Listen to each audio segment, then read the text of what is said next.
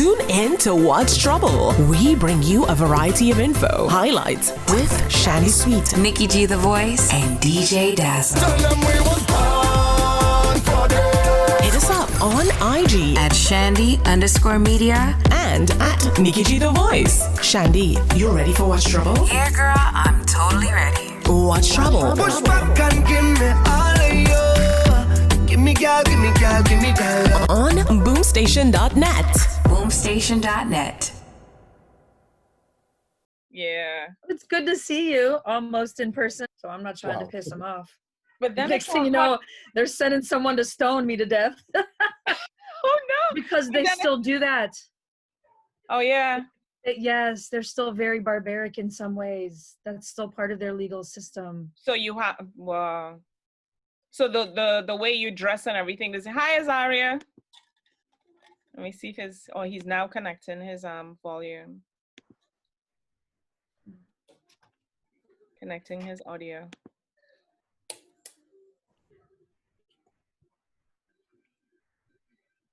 Oh nice. Okay, wait, hold on. I've heard stuff about Saudi Arabia, man. Hi.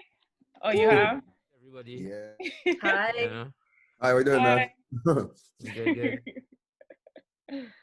Nice. Well, Azaryah is from Trinidad. He's an artist as well. And you know what? I'm glad that, there's artists and management. So both of you could compare notes as you speak and you hear. Yeah, I think that's a good match. But our question today, actually, for Watch Chubble, which we did last week, is how is quarantine, or how has quarantine affected you? What are you doing in this time? Hold on. Oh, look who's late today. Behind time. Hi, I'm here. Hi. She's late today. Yeah. People are trickling in. I know last week is like we had people coming in and out and stuff like that. Amari says that Amari went to work today, so he went in early, so he's not able to make it. But we had a good mix of people, We even had the daytime Sunday Watch Chubble guys, who's from a different station. One of them was here representing his team. Oh, nice. And that was DJ Sugars. That was pretty hilarious. Yeah, so let's get this started. So what I wanted to ask, I think, Kristen, you had started. So let me ask Azaryah. Let's get started with the quarantine. How has it been for you since, this lockdown, and what have you been doing with yourself? For me, it's just a little more intense in terms of the workflow, because usually I'm a kind of inside person, so it just feels like a little bit more restriction, like everywhere on lockdown, so we can't really go outside. It's serious. So taking that into consideration, I try to maximize on the amount of work put in the studio, and that kind of keeping me cool, because music is always my way to express myself and just let it out now. So that kind of has made the balance. And you've been producing a lot. Hold on. Ooh. 1 minute. Kind of lost myself here.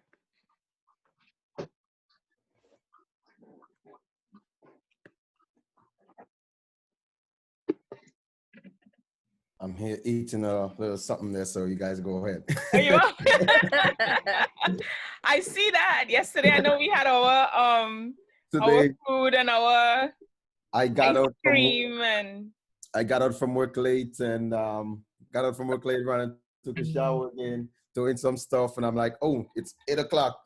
I was late. Oh yeah. That's fine. I went into another meeting room, and then I thought maybe I was in a different room until Kristen messaged me, but I wasn't. Oh really? Yeah. So Azaryah, I know you answered the question, but just introduce yourself and let everyone know, where you're from, who you work with, your production company, what you're about, stuff like that. Well, my name is Azaryah, formerly known as Flippo. Um, I've worked with from Trinidad and Tobago. I've worked with artists from Three Sons to Benjai, KMC, Galen, Maximus Dan, um, a lot of names. Umi Makano, internationally like Major Lazer, Shinsia, um, a lot of artists, a lot of producers. It's kind of hard to keep track, you know. But yeah, I also write, produce. I'm also a certified engineer. So you know, this is kind of like my lifestyle now. So you know, from a young age, I got into live and studio engineering and got an opportunity to work in a studio at the age of about 17 years old. And that's where I started to meet artists like Benjai and Three Sons and a couple of the artists from the Caribbean and that sort of stuff. Mm-hmm. Yeah, All so right. that's like the short version of who I am. Of who you are, yeah. Yeah. All right. So I'm gonna just play a clip of your music. Everyone, let me know if you hear it.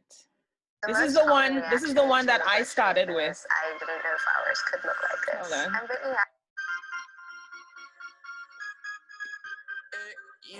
You guys hearing it? You're messing with my Yeah. mental and giving it so sweet just cause you apply it so gentle. Hold on. I tap it now. Tell me hard. I like when you're resting it on me. Why not, yeah? Give me little pressure, make it sweet. Why not, yeah? Baby, little friction, give us heat. Tell me hard. Homie, kiss your body makes me see on in that short bus. La la, you know she can roll it. Sweet, so you hold so tight. Grip me like you don't want to let go of it. Show them how I'm affecting, whining, tripping, sweating. I gave you my everything, baby, my lover. Tell me hard, I like when you're resting it on me. When I got, give me little pressure, make it sweet. When I got, baby, little pressure, give us heat. Tell me hard, homie, kiss your body makes me weak. Oh, you say, we say, we say, yeah. No, you do, you do, you do, do, do. Oh, you say, we say, we say, yeah. Oh, you do, you do, you do. So that's one of his samples that I wanted you guys to sample. Do you want to do like an acapella for us? You know that you're best, so why you're messing with my mental and giving it so sweet is cause she apply it so gentle. Oh gosh, don't jam me hard. Yeah. So that's the song that the first song that I heard about you, that's the first song that I heard. But now he changed his name to Azaryah. Before it was Flippo. Listen, man, this tune right there. Uh-huh. Nah, that was a great song, man. That's definitely a great hit. Like, well, it's good to know that he switched over names, but I was literally thinking of Flippo, but good thing he said that earlier. Mhm. That's an awesome written track. Beat every. Yeah, man. So give us tell us more about the song. What made you come up with this song itself? Oh gosh, like majority of the songs after the time that I was either touring. I remember, oh gosh, in particular, I was in Washington DC, and I just recorded the demo before we went out. So when we was on the way to the show, the song check actually, I played for my road manager. I said, I have an next one, innit?" He said, I said, yeah, listen to this, but it wasn't finished as yet. Within a couple seconds listening to it, he was like, yeah, you catch them here again, innit? But this project actually started when Dada Lawrence from Dominica he randomly messaged me on Facebook. I didn't know who it was, anything. This is before he produced family for Bungie Marshall and stuff like that. That's before. This song was actually the song that kind of opened the doors for him, and people started to know who Dada was. So when he randomly just messaged me on Facebook and say, "Yo, I like your music. I want to work with you." I was like, "Yeah, cool." I didn't know who it was, and I just generally go for a vibe now. Once the music sounding good and is a good energy, I working with it. So when he sent it to me, I was like, "Yo, this the front boy, this bad boy." So I think the same day actually I recorded like majority of my songs is turn out to work like that. The same day they send the instrumental, the same day I might catch a vibe, voice note. I think I actually have some voice notes on my phone still of putting the ideas together, the melodies together, recorded it and send it back to him. And I think I mixed and mastered this one and we put it out. I think when we were out in Belize, the day after the show in Belize, we released it. And then within a couple of days, it just took off. Wow. And there's actually other artists on this rhythm, you know. I think Skinny Banton and a couple other artists from Dominica and up the islands and stuff on this rhythm. But yeah, it says the loud rhythm. Yeah. Actually, you have some really nice songs on your rhythm, you know? Yeah. That is so cool. Good So to you hear about- started producing when exactly? I mean, if anybody want to jump in and ask him any questions, you're free to ask him. Yeah, I actually started producing at the age of about 15 years old at home, actually. You know, just messing around with programs. That's around the time making the jump from primary school to secondary school. And I was into music in primary school, piano classes and little vocal training and that type of stuff. And when I went into secondary school, it was a total different environment. Nobody was like into playing instruments or anything like that. They were more like rapping and chanting and beating the desk and singing and that type of stuff now. Yeah. So it was still music. So I just kind of started gravitating towards that and meeting new friends. And one of them said, "Yo, I have a program that does make beats." And in my mind, like, I think my personality, like in anything I want to do, I'll go hard at it. I must find a way to get it done. That has always been my attitude. So at that age, when he said he has a program to make beats, I was like, and that is before I knew anything about how music does go together or how the recording process takes place or anything. I didn't know anything. So when he said he had a program that makes beats, I was like, what? Bring it for me the next day, nah? So he brought it for me. I went home with it, installed it and stuff, and started from there. Well, that was the mistake he made, because for hours, for days, you stayed on it.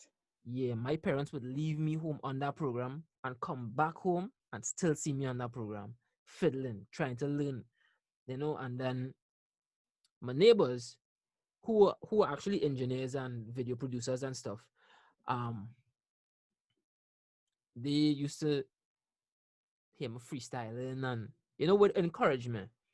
And as I got a little older and I got a little more into it, I used to carry my beats by them and hear what they think, because some of them were actually musicians also, playing trumpets and keyboard and all kind of instruments. So they had a musical background, so I used to go to them, because that is the closest I could get to, you know, a okay from somebody who into music and who could understand where I coming from as somebody who trying, and you know. Yeah. So I actually got a program from one of my neighbors, Biggs, Adobe Audition. And at that point, one-on-one came together and I was like, okay, beats, this is the program to put the beat in, to record on top of the beat and merge it now. You know, and like younger would try to play with cassettes and record on cassettes and things, but at that time I didn't understand, I didn't know how it works now. So getting older, that went by and got into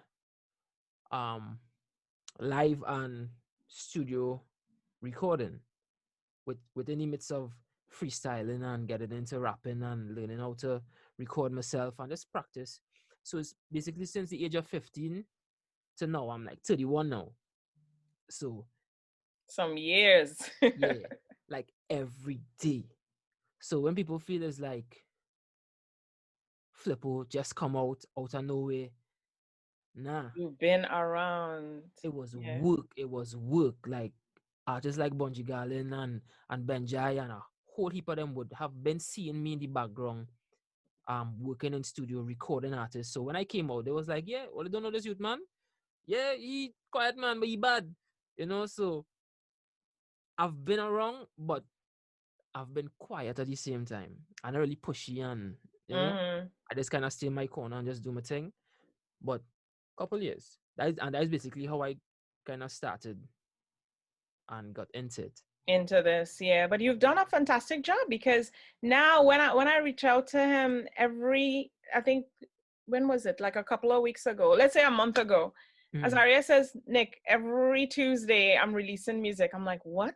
That's a lot. Like every Tuesday. And then you see him on his live getting busy with it, and the music is good. And the thing is, you have a beautiful voice.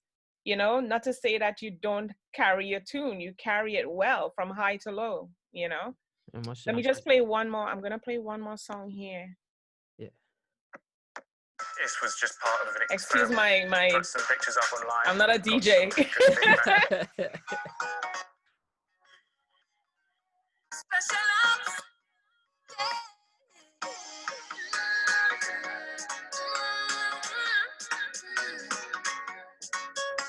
Girl, deploy me into your soul. Explosion, I in the bed to cook carrying on. Can't leave me alone. Causing back and I now go. It's a I feel right at home.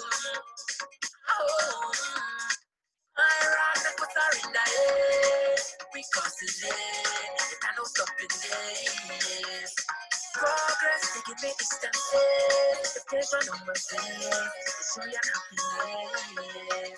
Memories like these so very deep. When I see them there, oh man, baby, for me, I catch myself. So I'm happy to today. I'm ready. I can't stop the mission complete. When we jump up together, don't tell me you're gone. We're start forever.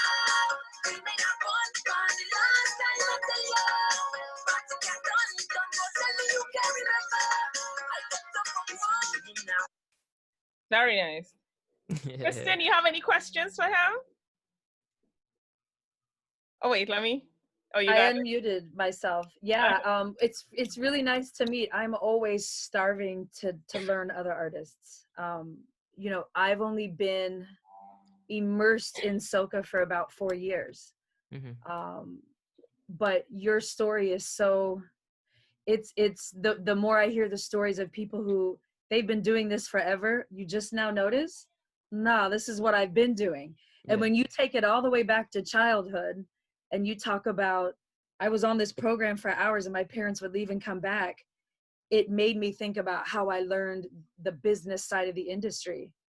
It was 2 o'clock in the morning, 3 o'clock in the morning. All of a sudden I'm like, wow, I have to get up in 2 hours, but I just kept going. That's how you know you've clicked into your passion. Yeah. As a child, you knew. Yeah. That was God saying, no, you're not going to stop. This is who you are. Yeah. So your story is very real. It resonates very real. And I'm happy to now know who you are. So you have a new fan. I always find it funny to go out of manager mode and go into fan mode. When do I need to be a manager and when can I go, oh my God, look who's over there. Yay, I can't wait to meet them. And then I'm like, oh, I'm a manager. Hold on. Yeah. So it's funny for me to meet a new artist, and your music's beautiful. Yeah. Thank you very much. Thank you very much. You're welcome. But Kristen, do you wanna share, because he is in the Caribbean, right? And do you wanna share your story, and then I could go back to him to ask him, like, was your story a difficult one in you branching into becoming a manager? Like, was it difficult for you to get into the Caribbean market or even your own American market in branding? Well, I never planned on being a manager. My best friend owned a music studio, and it was in the hood. It was in a flavorful neighborhood, and he needed somebody to basically help run his studio. So he gave me a call and I'm like, a music studio? What are you talking about? Like, he's like, no, I need somebody that can really kick it and, you know, deal with all these people coming in, and you're the right person. And you can also be that professional, Caucasian, business-like, but then you can break it down and say, no, your pistols go over here, keep the drugs in your car before you go back with the engineers. You're not going in the booth. Like, what's it going to be? So I had to be that person, but that intrigued me. Now, having my degree in dance and choreography from NYU, I was that creative person. So now I'm like, oh, I've always loved the beat because I always choreograph. I did drill team. So the beat and the drums was always what kept me going as a young dancer. So now I'm in the studio going, oh, that's how you do that. Oh, wait a minute. How did you, oh, you layer the voices. I thought it was just someone singing and singing and singing and singing. I didn't know. I knew nothing. So suddenly I would lock the door, lock the desk, and go peek in the studio and sit in there and listen, ask permission, you know, from the engineer and the artist. Can I sit in? How do you do that? What is that effect? So I started falling in love with the process. Yeah. Then I was ignorant and I'm like, I don't understand any of this. Hence, I started researching. Then I started taking classes. Now I'm learning ISRC coding. I'm learning PROs. I'm calling BMI. I'm asking questions. I'm taking classes. I just became immersed with the business side, not knowing I was on my way to be a manager. Then the owner of the studio, this is what kicked me into management. The owner of the studio, not knowing I was researching and learning and taking courses and spending money, came to me and he wanted to be really slick. And he wanted to sign artists as a publishing company, take part of their royalties, knowing that they didn't know the difference, and have them sign off. And he wanted me to go along with his plot. And I had learned enough to go, you can't do that. That's wrong. These people are pouring their heart and souls into it. And he didn't know that I knew what I was talking about. So I grabbed the one artist that he wanted to do this with, who became my first artist. And I told him what was going on. I said, you need to get out of the studio because you're getting ready to put an EP out. And if you sign with him, he's going to be taking your royalties because you don't know the business. And he's like, I don't know what you're talking about. I said, I know, but I know. So let me help you. So I quit the studio and I jumped into management. Next thing you know, I'm calling radio stations. I'm getting him playing on the radio. I'm like, I'm doing this. Next thing you know, I got him out of Tampa, Florida, up into Philly. Then I got him up in New York. Then I'm dealing with clubs and I'm getting him booked. And I'm like, we just want half of the door. You can keep the bar. Or we'll do it pro bono. And they're like, we need a contract. I'm like, I don't know nothing about that. So I had to go back and take classes and how do you write contracts? So I self-taught. Now I'm in America. So what led me to Caribbean music was the artist I was managing was a rapper. And I wanted him to have something for the ladies. So I wanted him to do a collaboration with a hot female. And I had, being in New York 5 years going to school, I had fallen in love with reggae and the whole beauty of it. And I always had flavor. I wasn't your typical white lady. You know, I always had that flavor in me, which is how people learn to respect me. Just sit down and talk to me. I'm not the average ordinary. You'll understand. And you know that just from getting to know me. Yeah. So I found a Caribbean artist here in Florida and I started listening to her music. And then suddenly my rap artist passed away very suddenly in a car accident. He left the studio one night, literally died that night. And it destroyed me. I'm like, I can't go on. I don't want to do this anymore. You know, I had grown very fond of him. He was my segue into managing. So I quit. I wasn't doing anything for a year. That same soca artist that I found called me and said, why don't you just manage me? I don't have a manager. I said, child, I don't know nothing about your genre of music. I can't manage a soca artist. I don't know. She said, but you're good. So I go into research mode again. Now I'm literally going on to Google and I Googled soca artists. Imagine what I got flooded with. You know, a Calypso Rose and Bungie and Fayon and really? Yes, and all these people started coming to me, but I found myself up and dancing. And I was in a dark place. I was sad. I was depressed. I had lost my artist. And suddenly soca took over me. And it changed my life, and it gave me happiness and joy. And it was all about one love and acceptance and unity, no matter the color, no matter your race, it's who we are. And that changed my life, and it brought me out of this horrible space I was in. So now I became a soca junkie. So I managed that first artist for a little while, and then we parted ways. I found Wendy, who is now a huge Bohemian artist. I found that the Caribbean culture in general, all the promoters and people I sat with were so accepting of me because I had a story, because I was real, because when I found soca, it changed my life. So, I'm just going to interject real quick. yeah. I have to update this. So continue to talk and I'll be right back. Sure.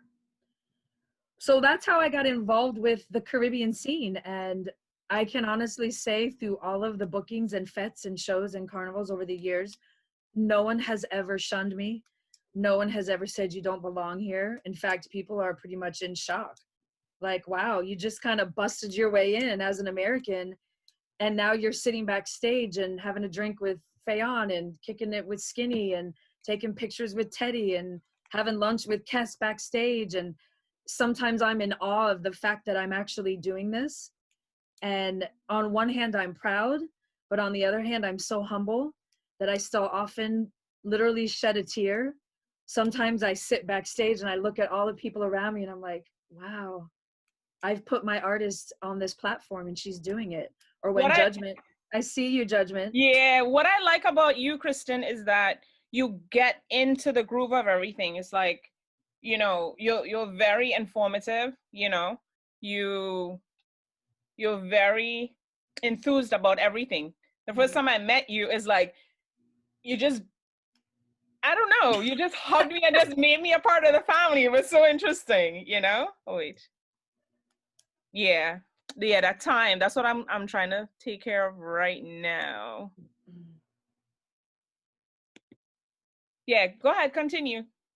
Yeah, so well, the reason, see, I have found that the people who opened their doors and gave me a chance, the producers, the rhythms, the writers, who I just humbly approached and said, I need you to know who I am, and you're a huge in your field. So out of respect, I'm coming to you and saying, just give me a chance. Just give my artist a chance. I know you don't know her, or I know you don't know this DJ yet, but I've got a product that's real, and I need you to just listen and take heed. And most people have been so receptive of that. And those are the people I'll stay loyal to because they helped open the door for me. So I'll always come back to Nikki and Chandy and DJ Spice, who's a big supporter, or Daryl Jarvis, who writes for Wendy now, and he's Kess's main writer. But now I can call him and get advice from him or run lyrics past him. And those people I'll always stay loyal to because I know that God only brought these people into my life because I was this little girl from the Midwest.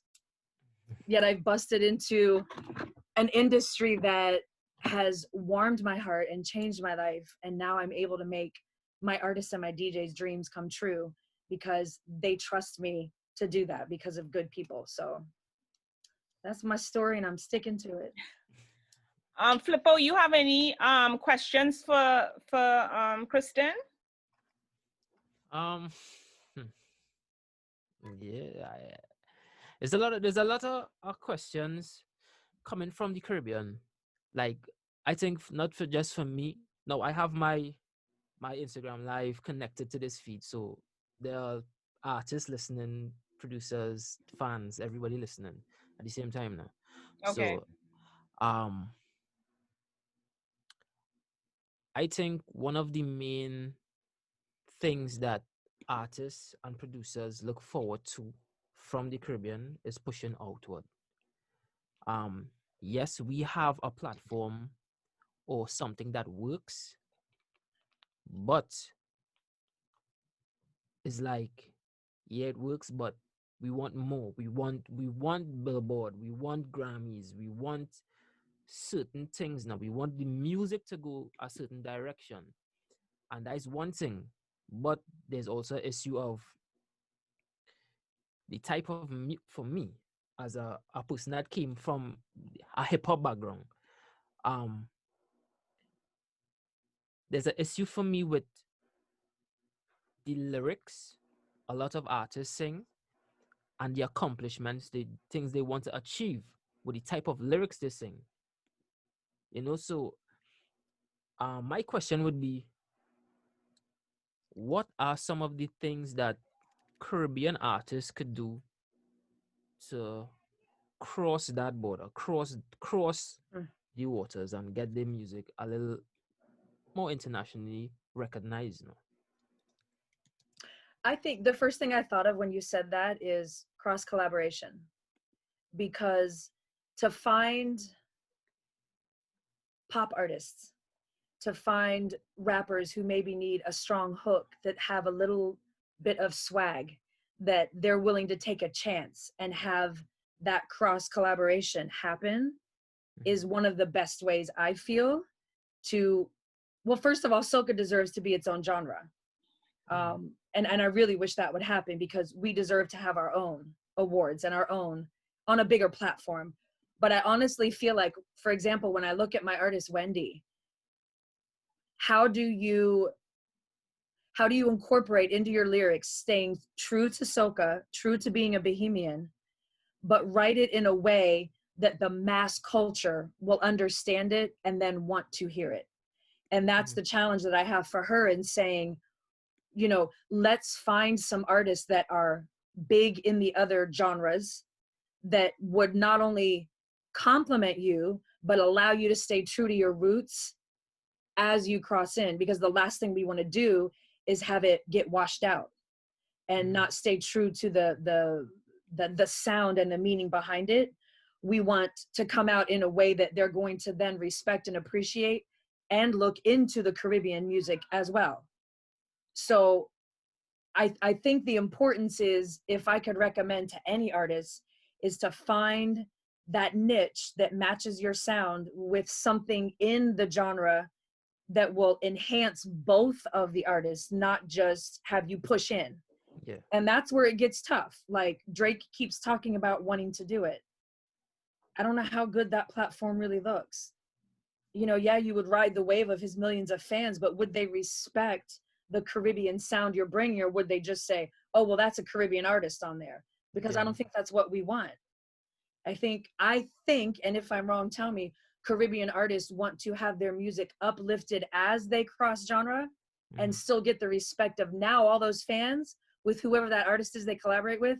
Now they're going to come and look at Caribbean music as well, so that it's a mutual lift up, not just that one song. Yeah. All right, like one of the artists on my live saying, he keeps saying soca artists doesn't really have a wide variety of topics. And that's true, because everybody, I shouldn't say everybody, majority of the artists play it safe. And from my perspective, they play it safe and make festival music, and not really music that could talk about love, talk about different things now. And to me, that's one of the things that limits the music. So it's like, yeah, they want to cross, they want to collaborate with other artists, but it doesn't match the standard of content. So that's one of the battles, one of the many battles, But and I agree with that. That's why, again, I think, but see, there's also that pull and tug. That's who you are as Caribbean people. What you sing about is who you are. So it's often hard to figure out, do we change the topic? Do we start talking about what pop music talks about in order to collaborate? How do we stay true to who we are? You know what I'm saying? Caribbean artists, I feel, sing about what draws people in, and that's their culture. It's the love, it's the fets, it's the total acceptance. It's just wake up and be happy you're alive type of thing. So I don't feel like finding other topics is hard. I feel like it's not really who Caribbean artists are. Mm-hmm. Do you know what I'm saying? As an American who grew up in hip hop and rap, and showing my age, back in the early 70s when rap was coming out, and Wu-Tang Clan and all those, the best of the best, the creme de la creme, they have their topics. Yeah. And I would hate to see Caribbean artists want so badly to cross over that they would give up who they are and what makes them who they are in their music just to get that collaboration. So that's hard. But if you're not, let's say, quote unquote, a Caribbean artist, let's say you do all different genres, like you have Trinidadians who do reggae, you do hip hop, you do soca, gospel, you do all that stuff. So if you put us in one bucket and say, okay, you're from the Caribbean, that's all you do Caribbean music, then we're gonna shut you out because we don't think you deserve a platform in the American market. Now you have your own people in your country who's saying, now you're trying to sing American, or you're doing American music. Why can't you stick to your own genre? So how do you know, what to do if that's the case? Where either platforms is telling you don't belong. That's where it takes, I feel like, the pioneers who can say we do belong, that have the most influence, the big like when Michelle got with Ashanti, Marshall, yeah. Mm-hmm. When he got with Ashanti, that was a beautiful song. But will something like that happen again, or was it just a one time? So who fits in where has to be, I feel like, people who are willing to take a chance and take a risk and not worry about what anybody else thinks and just do what they feel is what they feel. And damn what anybody thinks of it. Who cares how much it streams, if it's played a lot? I feel like people just have to kind of be those pioneers and just do it, regardless of, have no expectations, but just say, this is what I want to do, so I'm going to do it, and just do it, Not be afraid of being put into one basket or something like that. Yeah, but I mean, what do you think of that as an artist? How is it safest for you guys to break that mold and break out of that box where people have you in that box, All right. Well, let me apologize from now, because I am probably one of the rawest spoken artists. Like, I'm not afraid to speak, things that happen in the industry and that type of things. So, for me, there's no mold, because I grew up on different genres of music. Now, there are certain elements that try to box me. Let me talk for myself. They try to box me into a genre. I blatantly say I am not a soca artist. I am not a reggae artist. I am a musician. I am an entertainer. So when I do certain things or create certain types of music, going back to your point from before, like getting a different angle on music, like Don't Tell Me That was like my first song that people took up and ran with in Trinidad and Tobago. That was like one of the top songs in the Caribbean in 2013 going into 2014. And funny enough, when I released this song here, nobody took it on. And the producer was from Sweden, and he was promoting it out there, and different DJs promoting it and that type of stuff. And the song came in at number 10 on the top 100 songs for 2013 on the Swedish national radio charts. That was over Major Lazer. That was over Busy Signal. There was nobody else from the Caribbean on that chart. Nice. And I took that news and brought it back into the Caribbean, into Trinidad and Tobago. And one of the top TV stations in Trinidad and Tobago came and interviewed me. And that's how that song started to propel. That's how the awareness started to shine onto that song now. So there's a lot that goes on behind the scenes of being a new artist and not having the respect, or you pay your dues or whatever the case is. But music and emotion is something that connects with the people, and once the people hear, there's no denying. So when they try to box me into being a soca artist, I go totally the opposite direction. Like, after my second song after Don't Tell Me That, which was like a major hit in the Caribbean, I released a reggae. I went totally opposite. And within 3 days, that song was like the biggest reggae in Trinidad and Tobago. What's the name of it? I could play it. Far Away. Flippo Far Away. So it just goes to show that. Far Away? Yeah. All right. Oh, go ahead. I don't want to cut you off. It just goes to show, like, yeah, we tend to, like, radio stations or DJs or the media or Trinidad and Tobago population, might want to be proud of their content and brand it as something. But you can't limit an artist, because almost all the artists I know, they came from a different background, but the rhythm of the music and the vibe and the energy in all genres that I have experienced, I have never seen crowd reaction to this type of music before. The energy and the vibe and the fun and festivity. I've never experienced any other genre of music that does that. Now, there are other genres that get really hype and stuff, but not like this, no, to me. And there are a lot of younger artists, like in my age group or younger, they tend to fall in that same bracket where they do pop, they do R&B, dancehall. Like, watch Nyla Blackman, for example. She's expressing and she's doing different things. Yeah. Voice is our next one. Like, it's like what I was talking about before. We could do party music, but you could do party music with content, different topics, and it's not going to take away from the party element of it. No, you could sing a positive song. Voice does it. He sings positive music, but still keeps you in that festive mood, and it's just a lot. I mean, I could go into a lot of different angles of it, but when we get to there, I'll kind of filter into. All right, let me play. I had to let me play the song now for everyone to hear real quick.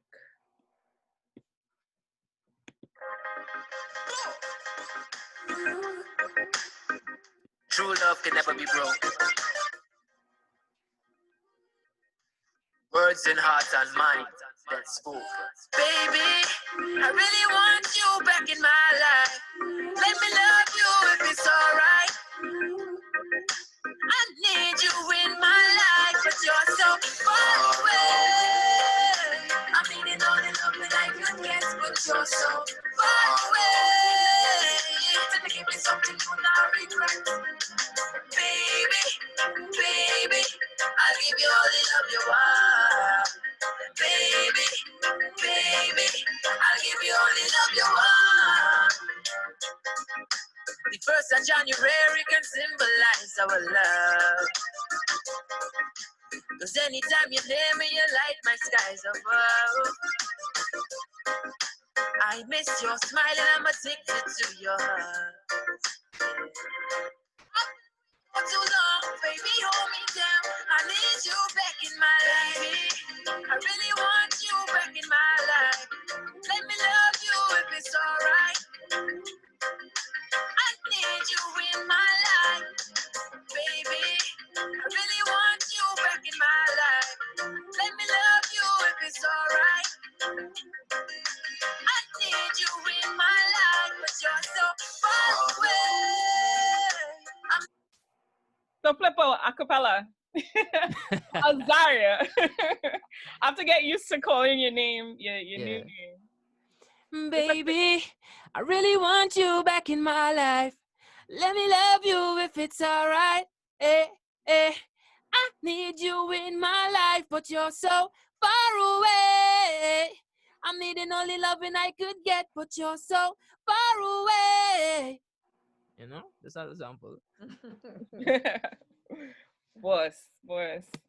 Yeah, so it just goes to show, like they tend to try to box you into a certain category, and I want to believe that it's because they want to promote something or be proud of a package. Let's call it a package. They want to be proud of a package, talking about our Caribbean music and that type of vibe. And in doing that, they tend to box you into just doing this alone. But from an artist perspective, it's like you're trying to cut off my creativity. So when I say I'm not a soca artist, a lot of people get upset. And it's not that I do endorse or support my own. It's just that, I just not on that vibe where you could just box me down into just one genre or something like that now. And that's how I feel. And I know because of that, a lot of promoters that work with radio stations and the whole trickling down that would cancel shows at promoters not wanting to book artists for making certain moves. But at the same time, time's changing. There's the internet now, so you don't even need, especially right now, you don't even need a radio station to have a hit song in your area, your county, your hometown. You could throw your artists could throw their own shows. Artists like Jay-Z used to sell CDs from the trunk and get it to people. A lot of hip hop artists, a lot of dancehall artists. And that's one thing I haven't really seen in this genre of music. To me, honestly, I think one of the key things that kind of missing from our genre is having that direct link to people, that direct connection, that direct audience. Now, some artists may have it, from growing after 10, 20 years, or whatever the case is. But a lot of new artists, they have no foundation. They have no, they don't have the street back in them, if I could put it in those terms. They don't really have, it's just like bandwagoners. You have a hype song, a lot of people going to be following that song because of the excitement or whatever the case is. But when it comes down to it and you say, yo, I'm going to throw a show next weekend, how many people really going to come out? How many core fans do you really have? So there's a lot of things happening in the industry that upsets the flow of work and putting out content from artists, and is a whole kind of mad scene that people don't see behind the scenes, because everybody might be going through struggles, whatever the case is, and they would smile and pretend like that, like everything is okay, because in all honesty, the wider audience don't really care about your problems, so that's just somebody behind the scenes from what I see, because I deal with artists, I talk to artists, and but everybody, it's supposed to look like I'm okay, millions of dollars, living good, it's supposed to look like that. That's the what you call it, like the stigma that comes with being an artist. Kristen, do you have the same thing in your field? Like, have you gone through that with your artists? Oh, absolutely. There's, not so much, well, with the artists and with myself as a manager, people think, Wendy, for example, she'll go out to the grocery store and people want to stop and take her pictures and this and that. And she's like, okay, but I'm here with no makeup on and my baby on my hip and my house shoes, and I'm not really sure that, is this what you really want? And it's the glam is just, she's an artist, but she's a human. Like, people think, oh, well, you must be jet setting it on planes and you're in first class and this and that. I'm like, actually, we crammed in one seat and we sharing a bed in a hotel. Like, it's not what everybody thinks. You're putting in that work, all of that work, the foundation. Just because you see the stage and the glam, that's not really a 24/7 kind of thing. Yeah. That's the show. You back it down and there's bills to pay and kids to raise and you know, there's hours and hours and hours in the studio just on one verse, and then it's not right, and then you stop and you go home and you think about it all night, and then you're back in the studio again, and it might take 6 months to put out one project. Yeah. They see it, it's a hit. Are they following you as the artist, like you were saying, or are they following the song? So build a library, build a foundation, build a real network, build a fan base that is truly committed to you as an artist. And then they're going to come to your shows. They're going to say, oh, Wendy's performing over here, we need to go. They're not going to say, oh, well, we don't really like her song, because they like Wendy. They like the artist. They want to be involved in the artist's life. So I do find that it's a misconception. People don't understand everything that goes on behind the scenes. And they're really not supposed to, because they paid their money. They're there to see the show. Yeah. They don't give a crap that your costume fell off and the monitor's horrible, you can't hear. They want to see a show. Damn all that, you know? That's what I was about to say, is like what we portray on our Instagram and Facebook and stuff like that. I'm just gonna go left here. We don't show people sitting. We don't show ourselves sitting on a toilet. We don't show ourselves crammed in seats. We don't show the blood, sweat, and tears. Not all of us. Some probably do. I mean, of course, I put on makeup, or I put on lipstick, or I'll do certain things and probably not let people see everything that I go through. So I'll do it like the outside looking in, right? Our fans don't really know the blood, sweat, and tears that we go through unless we say. It's just like us living in America here and people in Trinidad. They might probably look at us and say, you know what? Snow is falling in the sky. This person has a good car. This person's doing this and that. And they don't really know the struggles that we go through. You know what I mean? So I can't necessarily blame the fans for not knowing or thinking is what we put out there, you know? Yeah. But at the same time, there's a different, we're human, of course. You want everybody to know that you're human. You want everybody to know at least that there are struggles when it comes to this. And that's why we do lives or we do interviews, to let people know we're just like you, you know, we go through the same struggles. Some people maybe less than others, but everything takes time, you know? Yeah. Yeah. So Wendy, did you want to talk about Wendy? Kristen, did you want to talk about Wendy a little bit, or talk about your life, I should say, and the people that you promote and what you do? Sure. So I mean, BG Management is my management company. I started it 3 years ago, and BG is actually the nickname that my artist who passed away gave me. And it was a facade. It was an inside joke, but once I named my company after it, I tell people, he used to call me Baby Gangsta, because he's like, oh, you not, okay, I didn't know you was like that, you know, because he just saw the real me come out. So I named my company after him, simply because he was my first artist. But I have Wendy, who's a pop soca artist from the Bahamas. I have DJ Judgment, who's on the live. He's originally from the Bahamas, but lives in Montreal.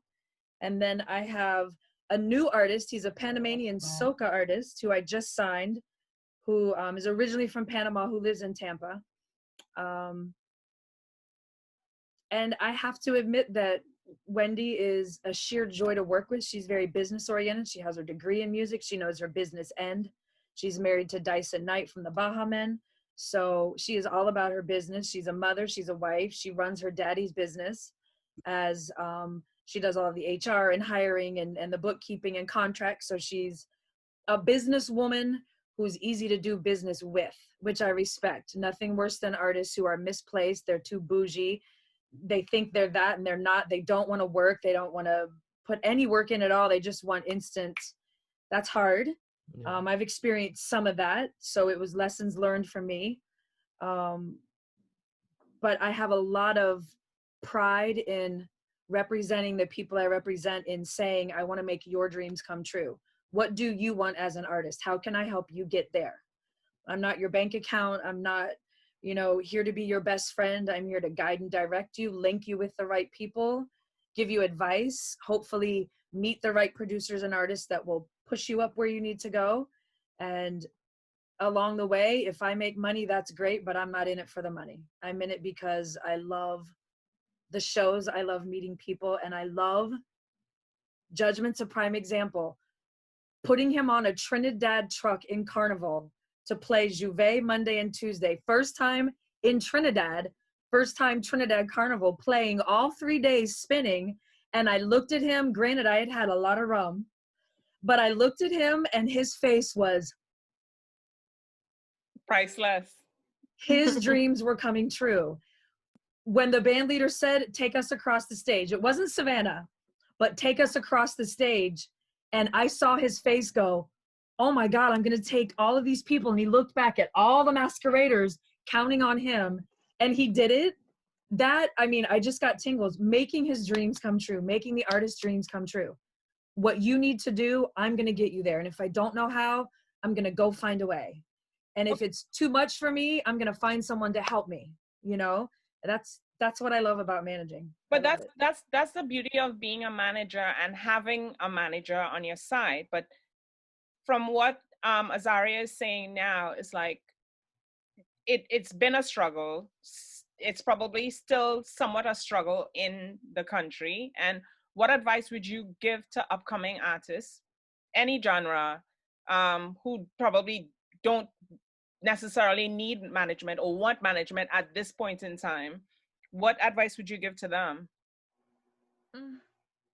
I always say an artist or a DJ is ready for a manager when they can't handle their own load. When they know they want to go places and they don't know how to get there. I feel like a lot of artists don't know what they don't know, and they don't know it, if that makes sense.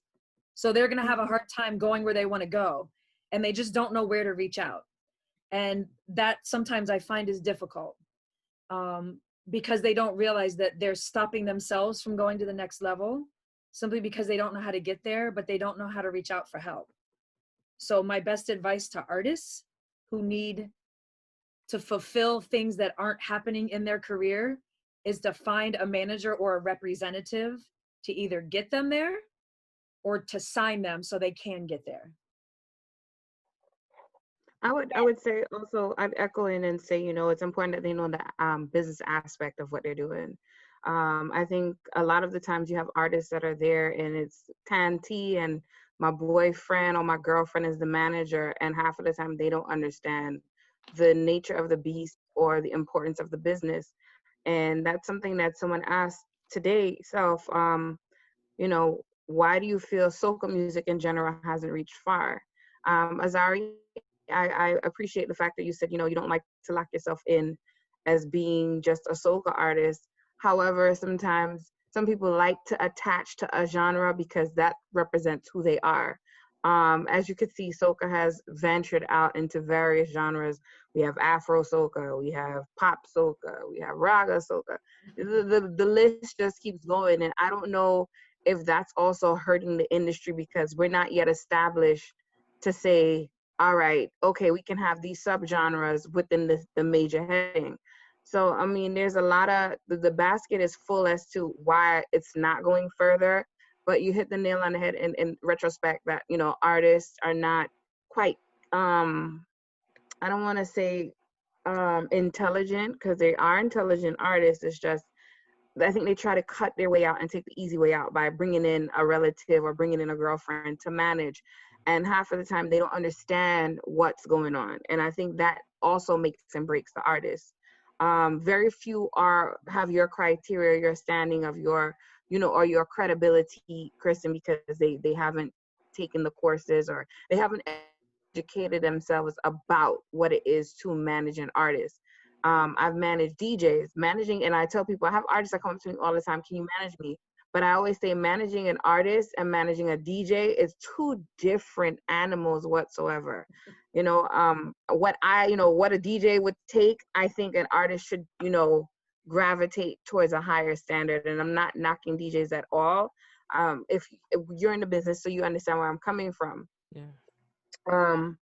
And Azaryah, I applaud you for your actions of trying to make it out there as an artist, especially now that, you know, with the COVID situation, It kind of locked in a lot of artists. Last week we had Justy, and he's in Barbados, and he explained, they're breaking down their walls to the best of their ability. The issue that I had was the fact that people were not letting music out or releasing music because there's no carnival. And I think that's another thing that's holding artists back, and also the industry in general back, because people want to keep the mindset that soca is just a seasonal sound, and it doesn't work like that. Correct. So, I'm late. I had personal things to take care of, so I apologize for my tardiness. But, I don't know if you spoke on, how you're dealing with the, right now, I want to say it's a new invention. Right now, we have to be very innovative when it comes to soca or the music in general, because you're kind of stuck. We had the first time we did this, we had the first artist, which was Rain, and she said, it's hard to get to a studio. And in my thinking, I'm thinking it shouldn't be hard to get into a studio if everything is digital. But for everybody, some people can't afford it. That's the next thing. Some people can't afford to meet the producer. Some people can't afford to get the proper miking equipment to do what they need to do. So it's so many different aspects that a lot of people are under not overlooking. So, sorry for unpacking like 55 things, but Yeah, I'm but entering in Azaryah's case, he's a producer, he's a writer, he has everything. He's done it from age 12 till now. It's like all those boundaries that you just mentioned. It's like he has all of them. He has everything in his backyard. He's producing every week. So I guess it's just a matter of getting the music out. I work with Julian, for those who don't know, Julian's promos. And, I've noticed that there's a serious decline with the music. And we notice that from since probably after Trinidad Carnival. Usually after Trinidad Carnival, it'll quiet down and it'll pick back up when it's Jamaica Carnival, because then you'll have, after Jamaica is usually Easter.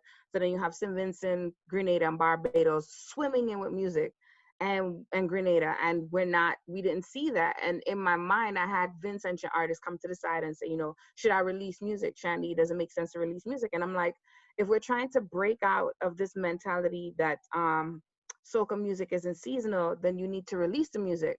But then I'm now understanding there are other barriers to it. In certain cases, some artists don't have the ability to release music, so they're kind of lost in the shuffle as to where or how do they go about doing that. And then that's when I say to myself, then that's where they need to educate themselves about the business. That's it. Because even if COVID takes place today and it lasts for the rest of the year, it should never stop you from releasing music. You should always still release music, any given form or fashion. Even if it's not, you don't want to release a power tune and you want to hold out and wait till next carnival. Fine, cool.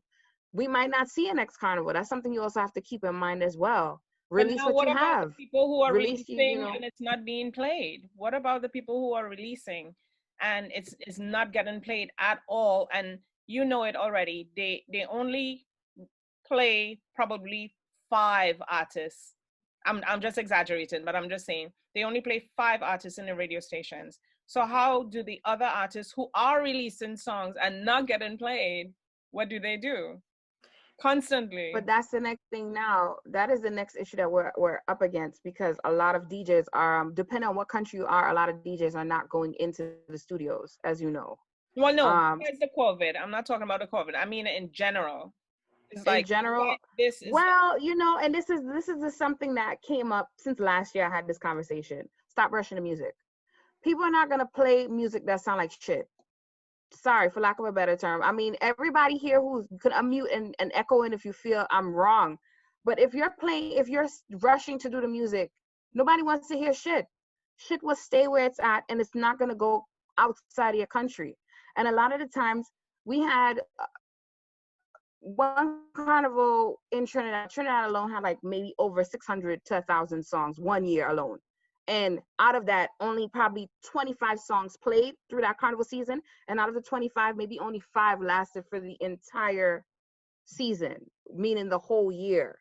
So that's something that people have to take into consideration. Don't rush out your music. Take your time. you know, meditate, make sure you like your track, make sure you're proud of your track, make sure the track makes sense, but above all, make sure the sound is good, make sure it's something that is worth sending out, and you know is crisp quality. What happens a lot is you have these songs that are not mastered. Who wants to hear a song that's not mastered when the DJ have to constantly change the level to find another song to try and mix it in to make sure it makes sense? Come on. That's just my thinking. Nah, that's true. That's true. I mean, anybody can answer. Everybody's smiling, but please Yeah, speak. no, it's true. It's true because a lot of artists put out poor quality works. And one of the things you mentioned that like everybody, a lot of artists want to hold back from releasing music, and to me that doesn't make sense. If because I watch at the Caribbean as a brand, I don't watch soca, I don't watch reggae, I don't watch dancehall. I watch the Caribbean music as a brand. So the only islands that kind of pause on releasing music is Trinidad and the other islands that focus their music on carnival. And my whole perspective on it is like, yo, how are we going to move forward if we only making music for parties? How the rest of the world gonna relate it? Not every day you just feel to party, not every day you feel happy, not every day you feel sad. So there are different topics you could touch on, and that is one factor. The next factor is sometimes a lot of artists release really good content, but I think because majority of the DJs and personnel in media is focused on pushing Carnival as a brand and thinking that this is the only or the highest point of showcasing the Caribbean, I think we get a lot misleaded from the main goal of pushing the Caribbean brand. Because I would say that because a lot of songs like, all right, Nyla just released her EP recently. I did stuff with Major Lazer, with Shinsia, got featured on Billboard and Rolling Stone magazine. And I would say from my point, these songs were not heavily played like, oh gosh, like Don't Tell Me That, because it was not for that carnival circuit. Now, in my mind, if the rest of the world, if Trinidad and Tobago or the Caribbean could see an artist, like we say like Rihanna, for example, let's take away the fact that she got with a record label and she had that mechanics behind her. Let's take away that, right? Let's just be proud for an artist that has a unique sound or a great song. Got a song that got mixed from the top engineers in the world, mastered by the top engineers in the world, and representing the Caribbean. Where are we as a people? So where's the support system for our own Caribbean people? That is the kind of thing I just sit down and wonder, like, and it happened to me. I could talk about it because it happened to me. Like my song that I did with Major Lazer, Love Life, it did well. It got featured on the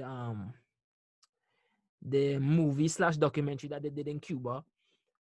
It got featured on Billboard. Around that time, no other artist in the Caribbean was featured on Billboard, but yet still, because it wasn't a song for Carnival or whatever the case is, no light was shining on it now. Mm-hmm. And not just me, a lot of artists that do a lot of dope stuff, a lot of amazing content. I'd be like, yo, why this not playing on the radio? What we doing? And then you would hear some crap playing on the radio.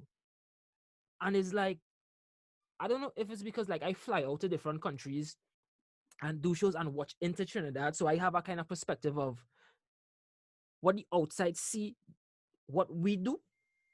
Is like, yo, how you all could be playing these type of crap songs when it have other artists that unknown. Okay, if they're unknown, just get them a little hearing. Let the people say what they feel about the music now. You know, all you're blocking that to push somebody that all you know just because all you know them. That don't make sense to me.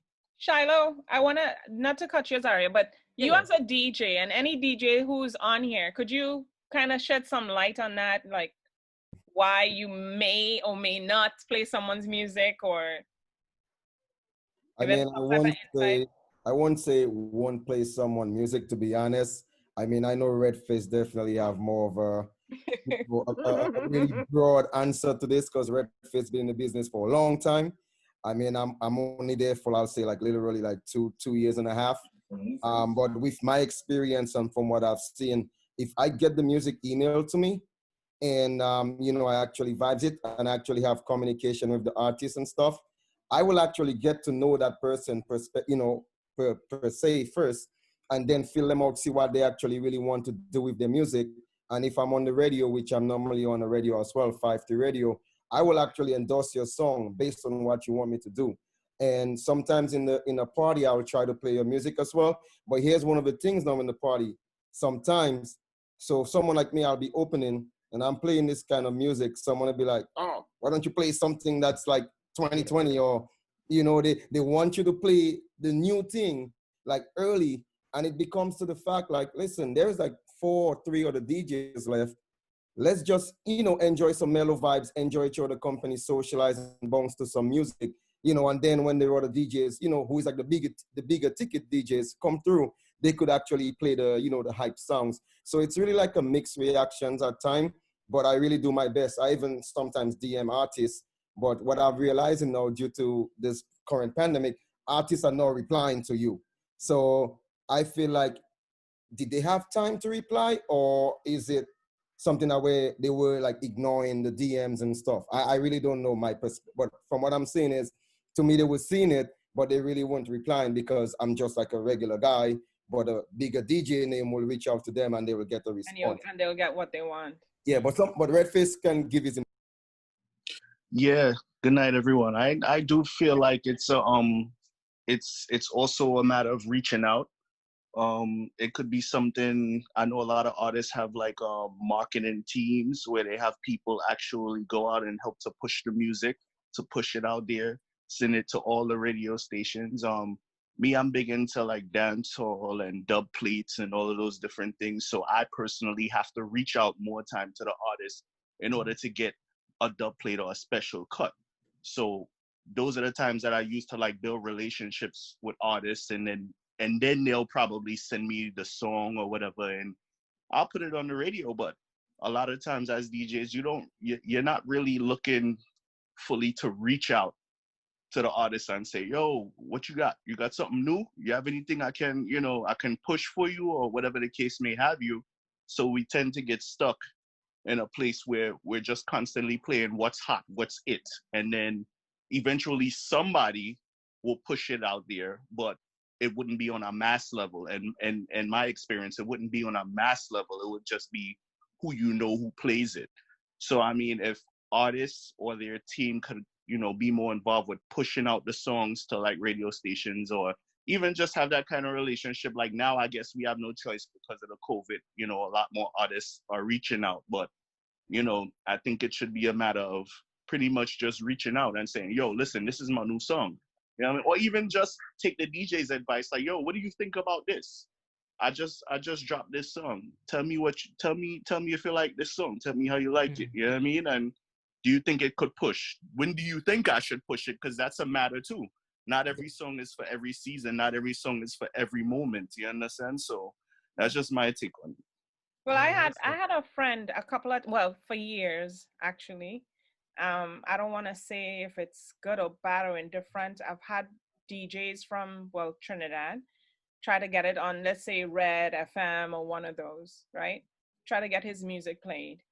And what he had to do was basically have people request the song all the time, request it. But you're not hearing it on the radio station. So how are you going to be requesting it all the time when they're not playing it? Yeah. You know what I mean? Well, that's all in a part of marketing too, Nikki G. Huh? That's all in a part of marketing too. It's all in a part of marketing, right? But behind the scenes, and we know, you'll find artists who would pay tremendously to have their songs played. And then the ones who do have a good song, and we all say this is a good song, but they're not pushing it, then how do you get out of that? You know what I mean? Wendy, you can speak. I saw you nodding. Do you know that? Kristen, sorry. This all goes back to so much of what I say, where when you build the relationships in the beginning with the program managers, with the DJs, with the people at the radio stations, and they know you're real and they know that you have a good artist, and you build the relationships, you can reach out directly to them. And artists need to know, a DJ should not have to hunt you down to get your music. If you as an artist or you as a manager do not present your music, and when you have a track that comes out, if you don't have an email blast with 600 DJs on it, and 500 of them get it, 300 pay attention, 200 might like it, 100 might play it, and it might take off with 20 of them out of 600. If 20 of them got it, that's your job as an artist and as a manager. Even if you don't have a marketing team, it's not up to DJs should not have to reach out and go behind artists. Artists and managers and their team should be smart enough to know, I've got a marketing plan. These are the people that I need to get it to, and start emailing them ahead of time. Hey, next week I'm sending you a track. Get the DJ pack together. Have the whole DJ pack. Give them the acapella, you have it ready. Give the DJs respect enough to know, I need you to help me. So I'm going to get to know you so that you can count on me to get the music to you. I am so passionate about that. That's why it's written all over my face, and I'm getting all bug-eyed about it, because that's what a manager and an artist should do. Yeah. DJs don't have time to chase after every flippin' artist. It's not their job. I'm gonna stop and get off my soapbox. To be honest, Kristen, just to really echo what you said, I really love both yourself and Redfish say as well. I mean, I've joined Julian Promotion as well. For instance, I'll use him as an example. He sends out email blasts notoriously to everyone. There's also Caribbean music pool. So artists put their music out there. And me coming out, so I'm going to use my island, right, where I come from, Dominica, as an example. A lot of my Dominican artists, I'm always fighting and tussling with them. They feel when they create their music, no one should have it. And they have this type of stigmatism about them, like, my music is not mixed and mastered yet, so I'm not going to put it out there yet. And you'll reach out to them just for like like you said, the basic promo DJ pack, and they cannot get you anything. And I know Azaryah mentioned he worked with Dada Music. There was like a big confusion with the Dominican and the Lucians and all the mix up right now. But the mere fact that Dada actually chose that path, I give him a lot of respect, because he's getting the Dominican name out there, plus he's getting the Bunya music out there, plus he's getting the soca music. And it's like, people don't understand it's all about love. But I, as a DJ, really don't like to hunt down someone, because I feel like I'm begging you or I'm bugging, you know what I'm saying? Redfish is shaking. Unless, like Redfish said, it is for like a dub. You know, if I need a dub or a job from you, I'm going to try to reach out to your manager or send you an email. But other than that, your music should be on some platform, iTunes, whatever. But how beautiful is it for an artist to actually do dub plates and stuff without being asked? Shoot them to the DJ. Yo, mad respect, I got something for you. I know how far that goes. It's not that hard. If an artist is in a studio, just do it. Get it done. Give me 5. Let's send it out to these people. DJs are going to love and respect you even more. You're making their job easier. You're showing them respect. When I tell Wendy, do something for Barry Hyper fast, it's not a problem, because we understand it's a unit. We network together. Everybody helps everybody. If we all want to eat at the same table, why aren't you pulling your chair up? Don't sit in the background, or you're going to get the leftovers. Just to talk on that a little bit, Chris, and I realized that that kind of is happening. A lot of artists are doing dubs and specials and stuff like that for DJs, but sorry to say it, the DJs that they're doing it for are still not even pushing their music out there. So I don't want to say the more mainstream DJs or the more ones that you see on every event, they're doing it for those DJs, but a lot of the times you're not hearing them play the artist on the radio. You're not hearing them play even the special or the dub plate that the artist gave them, and they're not playing it. And it takes somebody else that's willing to do it, because at the end of the day, a lot of times I think we get to a point where we feel like we've made it, for lack of a better word. We feel like we're there. So we're going to play the hits and we're going to play what we want to play. Versus you would have up and coming DJs and DJs that are really trying to strive to get somewhere, just like certain artists are. And those DJs are the ones that 99% of the time will play the new music. They will bust a new tune. They will do these things for the artist. But I mean, a lot of the times, like I said, it just tends to go to like the bigger mainstream DJs, and then everybody else kind of gets looked over. Well, and not only are you right, but I'm not even gonna get on that soapbox because Yeah, bigger doesn't mean better. Bigger right. means an ego's so big, I don't need to deal with you down there. Well, cool, then don't. Because the minute it gets disrespectful, I'm gonna get real ugly, and I'm not trying to be that person. So let me just skip over you and go to these 10 who are trying to eat, and let's eat together. And that's the avenue that I push when I build relationships with DJs, because out of respect, if artists don't understand that DJs are a segue, then those artists need to go back to the drawing board, because DJs are a huge part of not only radio, but fets. If you can't get playing in fets and parties, you're not going to make the radio, because DJs are going to want to know what's everybody tripping on? What do they demand that you play at fets? That's what we need to get on the radio. And it's this cycle. So once I figured that out, I'm like, oh, okay, that's how this works. I don't know, but I just think more people need to understand that. That's all. All right. So Azaryah, you could give your, because we want to get into the topics now, or one topic at least, because we have half an hour remaining. Azaryah, you could, someone had asked, how did you change your name? Like, what prompted you to change your name? So I wanted you to address that. And just a closing statement in reference to what we're speaking about. I'll keep it short for the name change. Flipper was just a childhood nickname, flipping in the yard and doing backflips and that type of stuff. And it really had no purpose now. And, you know, as you get older, you grow out of certain things. So Azaryah means Yahweh has helped. And that's like the vibration of that name. So, you know, just positive energy and growth at the end of the day. Azaryah means Yahweh has helped. So in terms of what we were speaking about, I think a lot has to do with the hype of songs. Like what is requested in the parties and that type of stuff. And I think artists have a great role to play in not just sending out songs to DJs, but creating your own hype. If I should put it that way, create your own mechanics to push your music, get your audience interested and that type of stuff.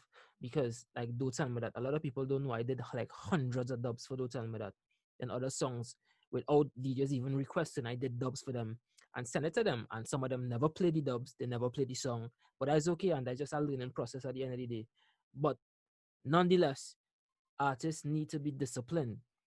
And I'll go back a little further to one of the points where some artists can't release music, and that's a kind of shame, because especially for artists who got a little breakthrough and made some money and that type of stuff, one of your main things as an artist, you should invest in your craft. If it's buying an interface, if it's buying a mic, some monitors, you mightn't be the greatest mix engineer or recording engineer, but you have something for rainy days when you can't go out. You can record your vocals and you could send it to a friend, you know, get a little favor, mix, and still be able to live now. And that is just, I'll just close off for that. All right, Kristen, any closing words? I feel like I've said so much. No, I guess I just need to say that for me, it's a very interesting time where I'm having to learn more about what it's like to stay relevant as a manager for my artists, because you have to do the online interviews now. You need to be able to do some online shows. What does that look like? What does the sound like at your house? Who can I now reach out to that I've built relationships with that aren't promoters doing bookings? That's where, you know, I don't want to say being real, because then it sounds like everybody's not real, but I kind of want to say that being real from the start has shown me the people that I've networked with who are really in my corner. And I'm grateful for that, because they're the people who are helping push my artist and keeping her relevant during this crazy time when we can't get her on a stage. So I guess for me, it's important for us to stay really creative and think outside of the box right now. And that's why I'm grateful for platforms like this, and to know, you know, so many of you guys who really have my back and are in my corner. And I'm very grateful for that, because it's a very changing time. We don't know when we're going to fet again. We don't know if Carnival's even going to happen in 2021. So, you know, what Chandy was saying, this music isn't just for a season or just for an event. it's for the people, and we need to keep putting music out. Good They music. need to know that we're here. They need to know that our artists and our DJs want the music. Let's keep this going, because we can't just stop because there's no carnivals. All right. Do you want to You give know. us your information if anyone needs to add you on Instagram, Facebook? Sure. Yeah. Well, Facebook, don't try it because I'm not on it. But Instagram is at hkristen, which is KRISTEN 88. All right. Azaryah? At Azaryah Official, AZARYAH Official. Yeah, you just Google Azaryah and find me on all the platforms. All right, and I have 2 comments. One from DJ Dazzle. I'm happy to say, I'm sure there's a few DJs in here that would love it. Don't tell me that dub, and we'll play it.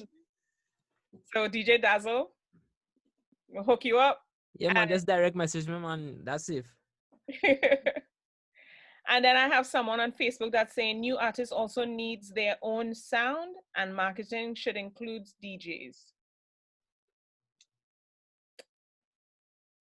All right, so I'll hand it over to Shandy to start us off with the topic at hand. So I just want to say thank you guys you guys are more than welcome to stay if you choose to stay. If you want to disappear, I understand. But thank you. So for Watch Chubble, we have usually a multiple segment, and then we have our main topic. So the main topic tonight basically is, if you had the ability to change anything in your life, what would it be and why? And that's one of the topics that we rose on Facebook on our Watch Chubble group. So anybody, I know Chocolate Mo said no, she has nothing that she wants to change. She's quite content with her life.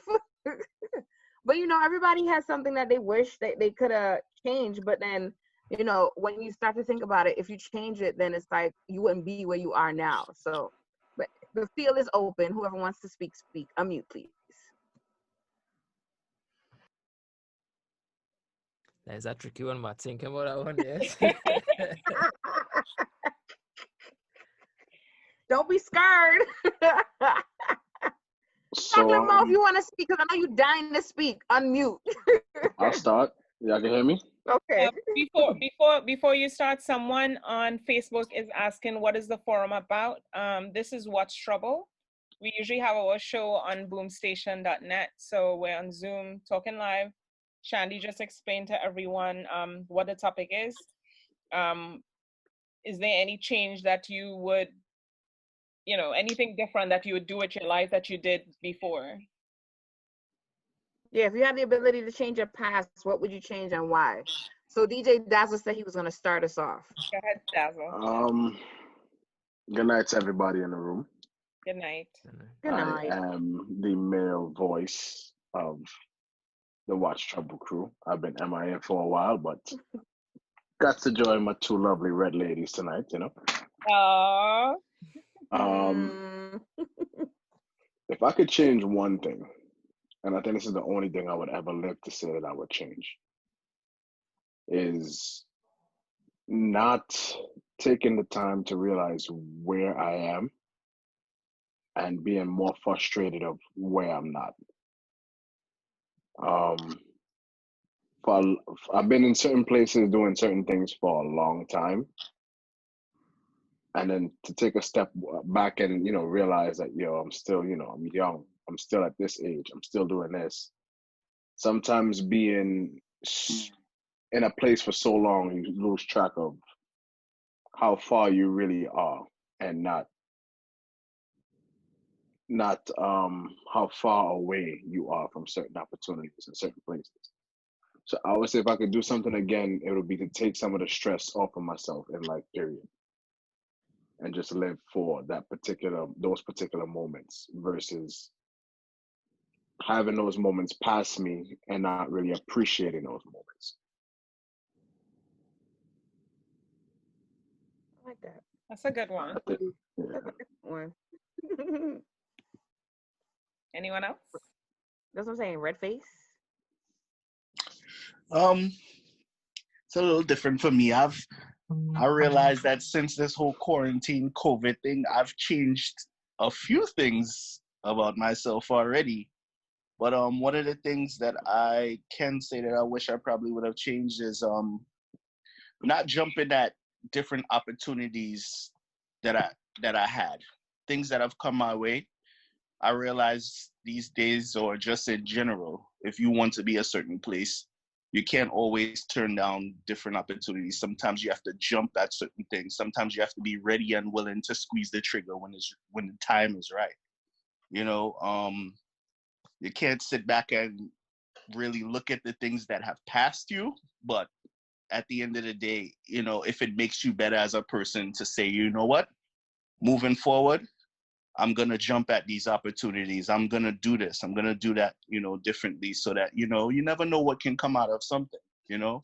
But if you never try, or if you let the opportunity pass you, you will never know what happens. So I would say that's what I would have changed for me.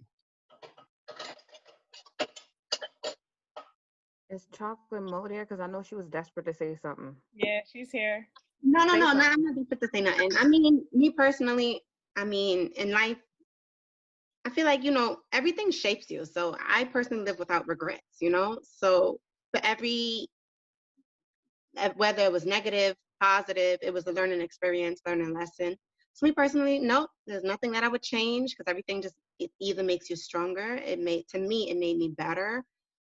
Again, with the field that I'm in, you know, it teaches me. Like sometimes, you know, being in my field, like some people, they'll get upset. They'll get upset at the inmates for whatever they did. And to me, it's just like, whatever. Now it makes me smarter. So now I know that the next time when I start seeing the signs, like, nope, you can't do that. They call me a little evil, but they'll be all right. But other than that, no, I can honestly say, I think I've made pretty sound and good judgments. Sometimes I do overthink situations.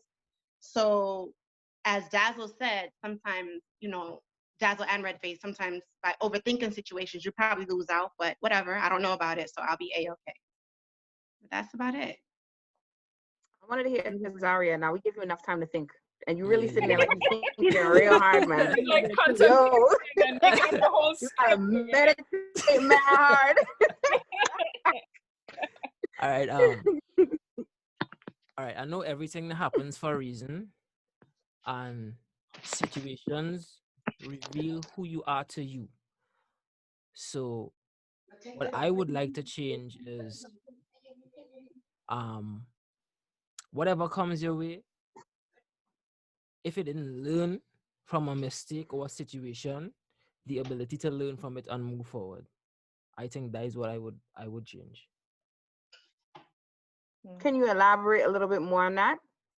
All right, like example. If I release a song and then release it the correct way, and I never learn the correct way to release a song, I would always release it incorrectly. So if I never learn from that mistake, I would never be able to move forward. You know, that's a small example, but you could apply that to anything in life. You know, but everything happens for a reason. But the thing is, do we learn from what is happening? Those mistakes. Are we aware of what is happening around us now? Yeah. And honestly, I would echo with that one. I was saying the same thing the other day. Like, you know, you do appreciate the mistakes and the triumphs from it, but what have you really learned if you're making the same moves over and over again? Did you really learn anything? So that's probably something that I would look back on and wish I could like erase, is if I haven't learned quite productively from the mistakes I've made in the past. Yeah. I know. Okay, Nikki. It's like everybody jumping at the same time. All right, so I'll go real quick. I would say at the moment in time, I had regrets when things happen at that moment in time.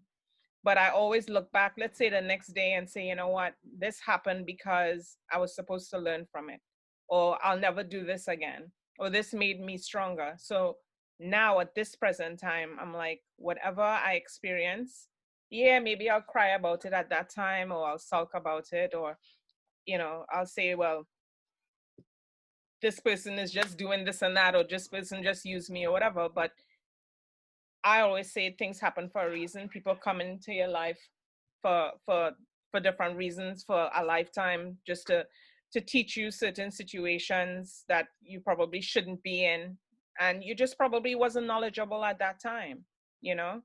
So now I say I have no regrets of what happened, because it made me a stronger person today.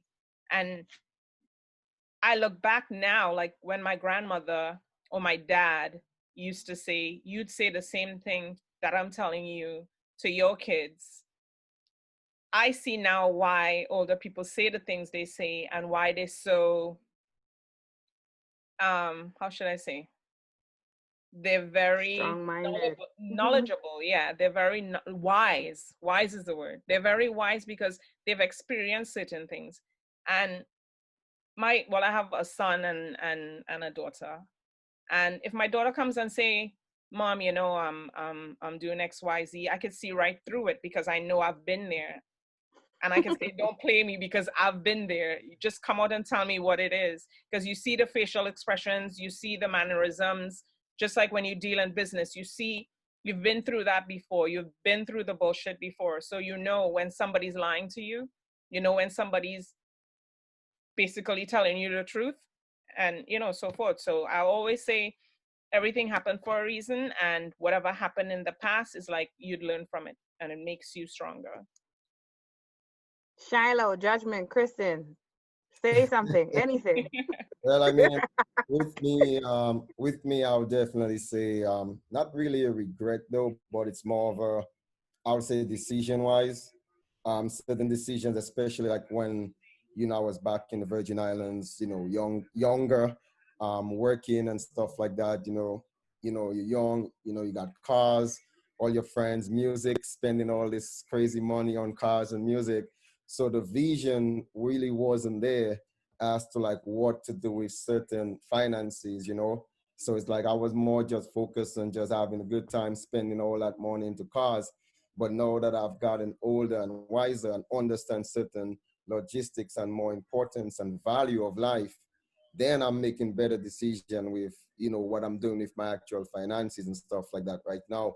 But I just look back like, what if I did not, you know, what if I take all this, you know, stuff I was spending on a car, which is literally like no big of an asset, to be honest, because there's no value in there. It's literally only going to keep on depreciating. So I mean, I wasn't really taught those things that much. I mean, I'm not gonna say my mom wasn't my mom was an awesome mother. You know, grew up in a single parent household, but there's so much a single parent could really show a son. And the reason why I say that is because you have to understand, as a male, we actually tend to listen to like a male figure a little bit more, even though we love our mothers, but we really gravitate to like that deeper male voice, like where we'll, you know, address and put ourselves together. Your mom talking to you, you're listening to your friends, go flip or laughing, you know, it's the truth. No, but it's true. That explains it with my son, because the same thing that you tell them, he'll be like, well, I'm hanging with friends now and they tell me X, Y, Z. I'm like, that's the same thing I've been telling you. So why is it that a friend tells you and it's more constructive than what I'm telling you? And it's okay, so that's why I would say it's not that we're not taking it as constructive feedback or, you know, criticism. We are, but the thing is that we actually just want to do that. So the mind is just fixated on doing that with our friends. So even if your mom, at the end of the day, in the back of your head, you're saying, you know, I should have just really not do that. But no, looking back, like I'm literally like, thank God she was speaking those things. She was echoing those things to me, because it really molded me to be a better person, to respect people as much as I can. I mean, of course, everyone falls short sometimes of, you know, if someone tried to really tell you certain disrespect, you would just be like, I ain't got time for this. But it really, you know, molds you to be more aware right now of, you know, like I said, again, decisions and just decisions of people around you, choices you're making right now. You could sit back and look back and be like, man, I remember my mom told me that like 5-10 years ago. Man, now I could do it. So I feel basically there's always time. And that's one thing we always talk in our household, there's always time. And that's one thing I put into my brain right now. Time is basically how you spend it. Time is just how you spend it, and you could actually make the best out of your time on this earth right now. So it doesn't matter what age you are. If there's something for you, I think Dazzle said that earlier, it's literally going to be for you. But you just have to take that time and manifest that time right. So me And right now, I'm taking time. Time is what I'm taking into everything right now, like time. and now is giving you that time to see exactly what you're saying, you know? Yep. Yeah, it really is. Judgment, yay! Yo, good night. Good night, night. Mr. Dazzle. Good night. Good night, Azaryah, Kristen, Candy, Nikki. Look, I don't know how this feed is coming in because they just installed a 5G like 2 seconds from my house, and since then my internet has been so trash. So I'm gonna try to make this real quick. All right. My only regret, I would say, is just the simple fact of stopping because of somebody else telling me to. In the past, I found that there has been a lot of situations where, like, I just quit on things because people would say, nah, it's not a good look, don't do that. And then I would take their word for it, and then I would just be like, you know, it's not a good look. And then, sure enough, had I have done it, it would have been something so much bigger than what it would be right now. And much like, I believe it was Chocolate, who was saying, like, you know, like the destiny is what it is, and basically it builds you up to who you are today. I strongly believe in that too. But there are certain times when I'm just sitting there thinking, like, damn, man, if I would have just done this or done that, it would have propelled me to a different level than what I would have been at right now. And, you know, time is the worst enemy, you know what I'm saying? And it's just like, you know, time keeps going, and, you know, there's so many things that you could have built on. But the advantage of it being is that you could actually learn from that, and it could actually make you, you know, fast track and recuperate some of the time that was lost because of what you missed out. So what it is right now is trying to identify where you went wrong in the past quickly enough so that you could build on it and try to recoup what you've missed out in the past so that you don't necessarily regret it. Yeah, I find you go 10 times faster when you know at this present time. Yeah. What's going on?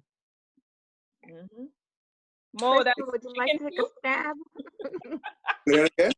I see it, one big chicken. Chicken, Bigfoot, yeah, I got it all. I mean, not Bigfoot, Pigtail. Oh, okay. I was saying if Kristen wanted to chime in. Okay, I'll chime in. So I think mine's a little bit different. I have always been that silent fighter. Like my biggest battles in life, I never reached out to people. I would fight them alone. And my biggest one was when I fought cancer, and I didn't tell people. And my adult boys were my caretakers. And I didn't even tell my daughter that I had cancer. Through all of my surgeries and reconstruction and everything I went through, I was so afraid that she couldn't handle it that I didn't tell her. So I've always, I waited till afterwards. And then she was all happy. But I find now, being the age I am, a 50 something, I should have done that differently. And now I do it differently. Now I reach out for help, or now I have a strong network, you know, of people. But if I could give good advice to the younger generations of people in general, it's to always let people know that mental health check what you're going through. Never mind the physical check. Like, you know, doggy dog, 6 weeks in recovery, 5 surgeries later, I'm fine, like, hey, everybody, by the way, sorry about the past year of my life. I was kind of a mess. So, you know, I even shielded it from some of my family. You know, my siblings, I didn't even tell them. And it was a lengthy battle. So I definitely would have done things differently had I known that it would have been an easier path and that I didn't have to be that warrior. Even though it formulated a very strong woman in me, I didn't have to be that strong, you know, like, dang. I really didn't have to do it that way. But sometimes it's ingrained in you, though, because my mom and my dad raised me to do everything myself, you know, and I still do it. If I ask someone, well, usually I don't ask. I don't like asking because that's how I was raised. I always feel like everyone is their own person and they know what they're supposed to do. But then when you have that in your mind, you tend to think everyone's reading your mind and knows what they're supposed to do. So then in turn, you have to kind of like reach out to them and say, no, this is what I am talking about, and this is what I need. But what happens to me is by that time, I'm already pissed because I feel like they already know, you know, so why should I have to tell you what you need to do unless you come and tell me, Nick, you know what? I really don't know what you're talking about. I really don't know what you need. If you need help, let me know, you know? So I tend to do everything myself. And then in the process, be like, okay, I need to delegate, or I need to do this, or I need to do that. You know what I mean? So that's my only thing, being able to delegate instead of me taking on all the responsibility. And that may come to be a hard part of your life if something very catastrophic happens. And I didn't realize it until I found myself in that catastrophic position where I couldn't bathe and I couldn't feed myself. And, you know, the normal things that you take for granted, laid up in recovery with, you know, almost a straitjacket on. How, you know, how do I now ask for help? I'm not wired like that. So I just struggled through it and I didn't have to do that. So lesson learned. Yeah. That's an interesting one. I like that one. Thank you everybody for participating in this portion of the segment. We wanted to end at 10 o'clock because I know a lot of people wanted to get enough rest. But I don't know if you guys want to go for one more round of questions. And this will be the relationship topic because we didn't get into that as yet. So if you guys are interested in the relationship topic, I can raise the topic now. If not, then we'll table it for next week. So all votes are in. Huh? I say go for it. Okay. I say watch trouble. Oh, now that's judgment. Who's talking? It sounds. That was judgment, yeah, but judgment.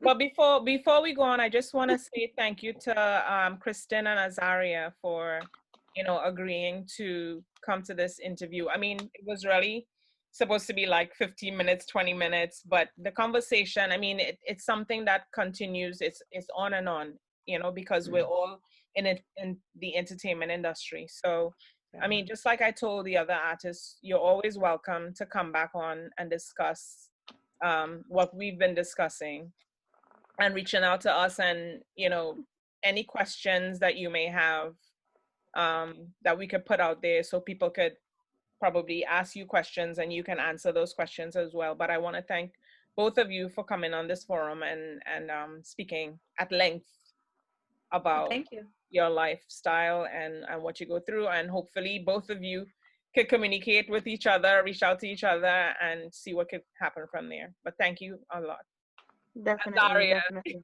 If he's hearing me. No problem. Yeah, not here. Now just deal with somebody decided, but I hear. All right. Y'all with judgment with this 5G crap. The 5-year club in the Rona. I'm just joking. Oh, what? I didn't hear the question. Whatever. All right, so I'm gonna raise the relationship topic. So this was brought by DJ Fresco the Truth. His question was, why don't people realize that their description of the perfect man or woman is a brainwashed slave? See, look, Mo's like, what? Pineapples. Yeah, I don't know. What happened? We're going to save it for next week when Fresco is here to answer his silly question, but that sounds crazy.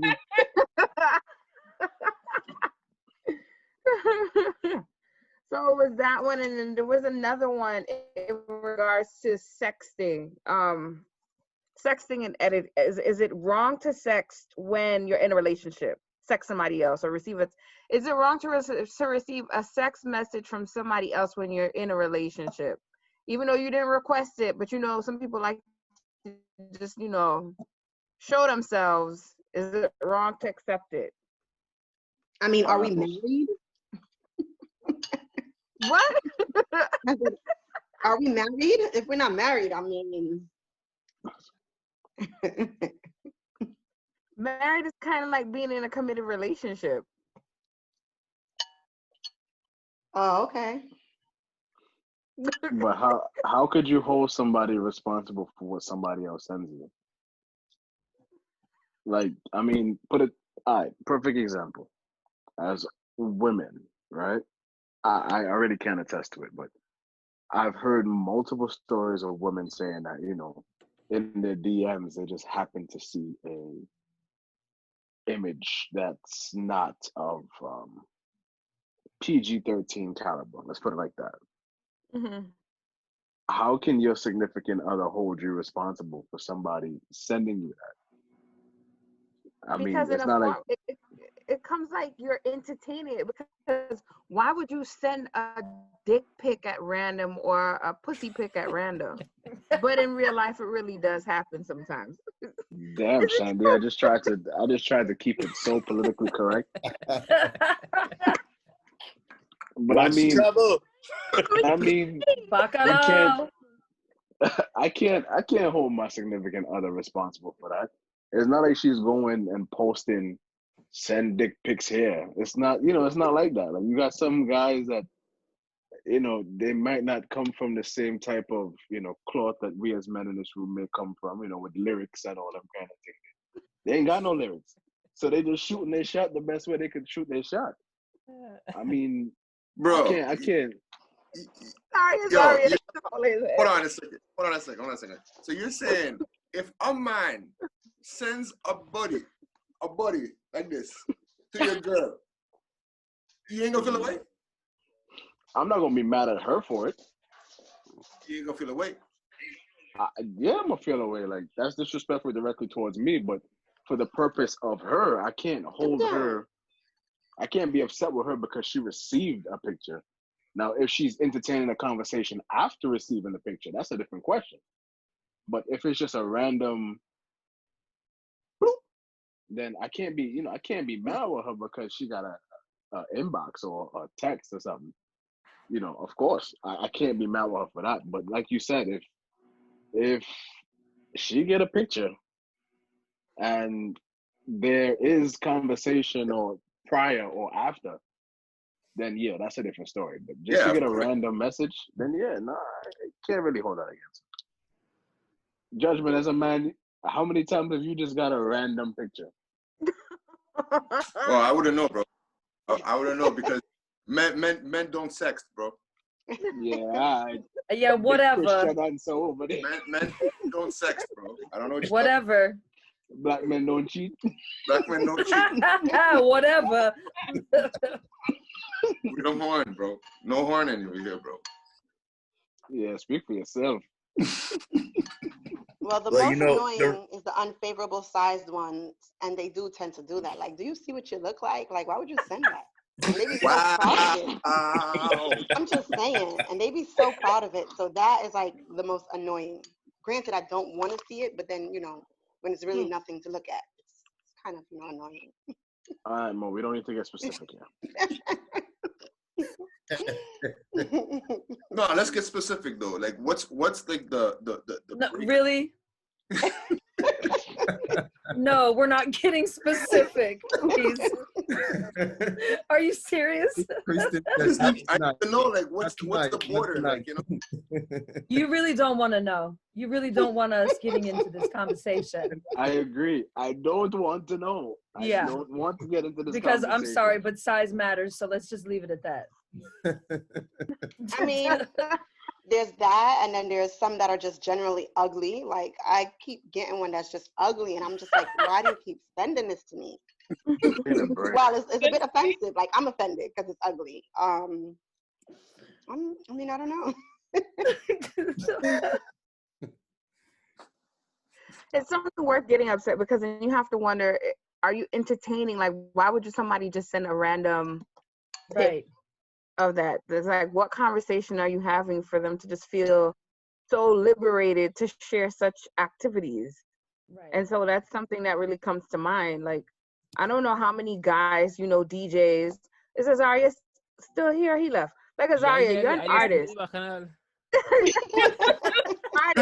Dad, do you get those kind of random pics? Like, hey, here's my breast. Like, you know, do you get that? Nah, I used to get like kind of wild messages, and my response would be, "Yo, this is not the platform for that. I'd use this for business and whatever the case is now." So, like I don't get them kind of wildness. Luckily. So wait, sexting is only if they send you a body part or something, or does it? I mean, is it conversation alone? Exactly. I want to lump it all That's why together. Dazzle's argument don't make no sense. Yeah, that because I was trying to understand it. But the only thing I do when people get into my inbox, I usually say, "This is her manager. She's not available. What do you want? This is a business page." All the time. I always do that, and they're like, "Huh?" I'm like, "No, this is her business page. You know, she's not available. Do you have any questions for her?" And that's what I do. But nobody is able to text me unless they have my number. I don't even have my real number up there. So pictures has to come from people that I actually know. And unfortunately, mine is an annoying coworker. What are you doing? Yeah, but if you get like one, huh? Judgment. Oh, sorry. No, I'm saying if you get one picture, like let's say my inbox is empty, and then I just get one picture of a girl, right? Automatically, I think it's one of those OnlyFans or whatever those porn things are, or whatever. So I mean, so I automatically gonna delete it. It makes no sense. But if you're sending me a picture of yourself because you know we were talking, obviously, then it's a different story. So I can't be mad at my girl if she has a picture of a man because I just think it's just some porn site or whatever, some kind of, you know, whatever. That's a different story. That's not sexting. Mine is actually just a random coworker. I guess he likes me. It's been about 8 years. I mean, it's been 8 years I've been telling him no. So if after 8 years you don't get the picture, I mean, there's only but so much I can say. You're going for 10. Huh? You're going for 10. I see. I listen, you'll be surprised. There's a couple of them, and I'm just like, dude, no, I'm good. No, thank you. I don't even deal with coworkers. But that's commitment, though. it is. 8 I mean, years? why? Huh? That's passion. That's mad passion. 8 years? No, it's scary. That's what that is. Yeah. Red face, you mad quiet there. Could you say something? Red. Yeah. No, I mean, I think the real question is, will it be reciprocated? Like, you know, if I get a picture in my inbox that's not really favorable to my significant other, you know, how would she take it versus her getting the picture in her inbox? You know, I may be able to say, you know, it's just a picture, look into the conversation and say, okay, well, you know, you guys aren't really talking about anything of that sort, or even talking per se, and somebody just sent you a picture. But now, if I get the picture, will it be the same thing, you know? And that, I guess for me, that just goes to show what type of relationship you have with somebody, you know, if you guys are able to work that through. You know, that's my diplomatic approach to that. Like a true Virgo. Shiloh, come now, talk. Hold on, Red Face is a Virgo too? Yes. Well, the same thing he said, the same thing I say. Shiloh's a Virgo, I didn't even know that. Yes, I am, man. I'm on the August side, yep. But okay, I'm September. Oh, you are September? Yeah, I'm on the August 25th. But okay. So add to it, man. Say something. To what? The sexting? Yeah, the sexting. I can't even spell the word, much less to actually add.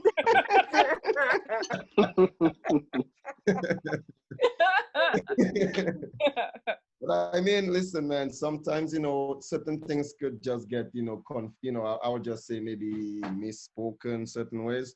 What I've realized with, like, I would say Trini women, they love to use darling and sugar and honey for every single conversation. So I have to, and thank God my fiance is Trinidadian too, but she's not one of those that use them words. So it really looks different when someone say, darling, honey, and sugar. Like in my country, you say that to someone, that means that you're interested or you like the person, you know. But it's just Nikki G laughing. I'm laughing because the thing is, it's the norm now to call people hun. Right. And I've always been reserved. Like I told them, I don't even like sending hearts to girls. I don't like sending hearts to boys. But now, unless we really know each other. But now everybody do it so frequent. It's like send a kissy face and this and that. So you get caught up in it. So now I call everybody hun. Right. It's worse than smiling. It's like you can't smile at people, but you know, take it the wrong way. So I am I supposed get to off do like topic, a... but it's crazy that you said that, because like in our culture in the islands, you know, and the Caribbean culture, we always greet everyone with a hug, right? And yeah, I'm a hugger, definitely. yeah, with a hug, you know, we give a hug and stuff like that. And in certain work environments, I had to adapt myself to that. I did not realize it was like an offensive thing to certain people. And here I am, everyone at my work will like just give me a hug when they see me, and because they like I'm always smiling. And one day someone in the HR department said to me, please no more hugging. And honestly, I had no way of how to react to that. I had the worst, like, I was boiling inside of like with anger. Like, why would you tell me something like that? There's no, you know, there's no harm in it. I brought that conversation home. I called friends about it. But you know, it's back to what you say again. These things is like a norm, you know, like everyone uses the words hon and darling. And, you know, it's a norm now. Like, but it's just, people just have to know themselves. You have to respect yourself, respect your partner, and you know, let people know also respect boundaries. You know, I mean, certain friends really sometimes, you know, becomes like so good friends with you, you know, based on certain conversation. But it's really more of limitations, and you letting that person know like there's certain things you can do. Like we could talk, you could call, whatever, but at a certain time, let's you know, let's just cut it out. So it really varies. It really varies, and it's a tough, sensitive conversation, because sometimes I mean, sometimes someone could have a friend, you just want to talk to a friend, like, you know, be honest, like you just want to talk to that person to talk some random stuff, and you just won't do it because you have to respect yourself and your and your partner, and you know, that you're with. So it's something, it's just all about respect, man, and just show loyalty and set the boundaries early, so that way nothing actually goes inappropriate for either or. Yeah, but it's interesting that you speak about boundaries, because I remember the thing is I grew up with a lot of male cousins or relatives or whatever you want to call it. So I used to ride a bike, do all the sports that you could talk about. And let's say if I go to their houses or I have to call them, there was no boundaries back then, right? So now they're in Trinidad, I'm over here.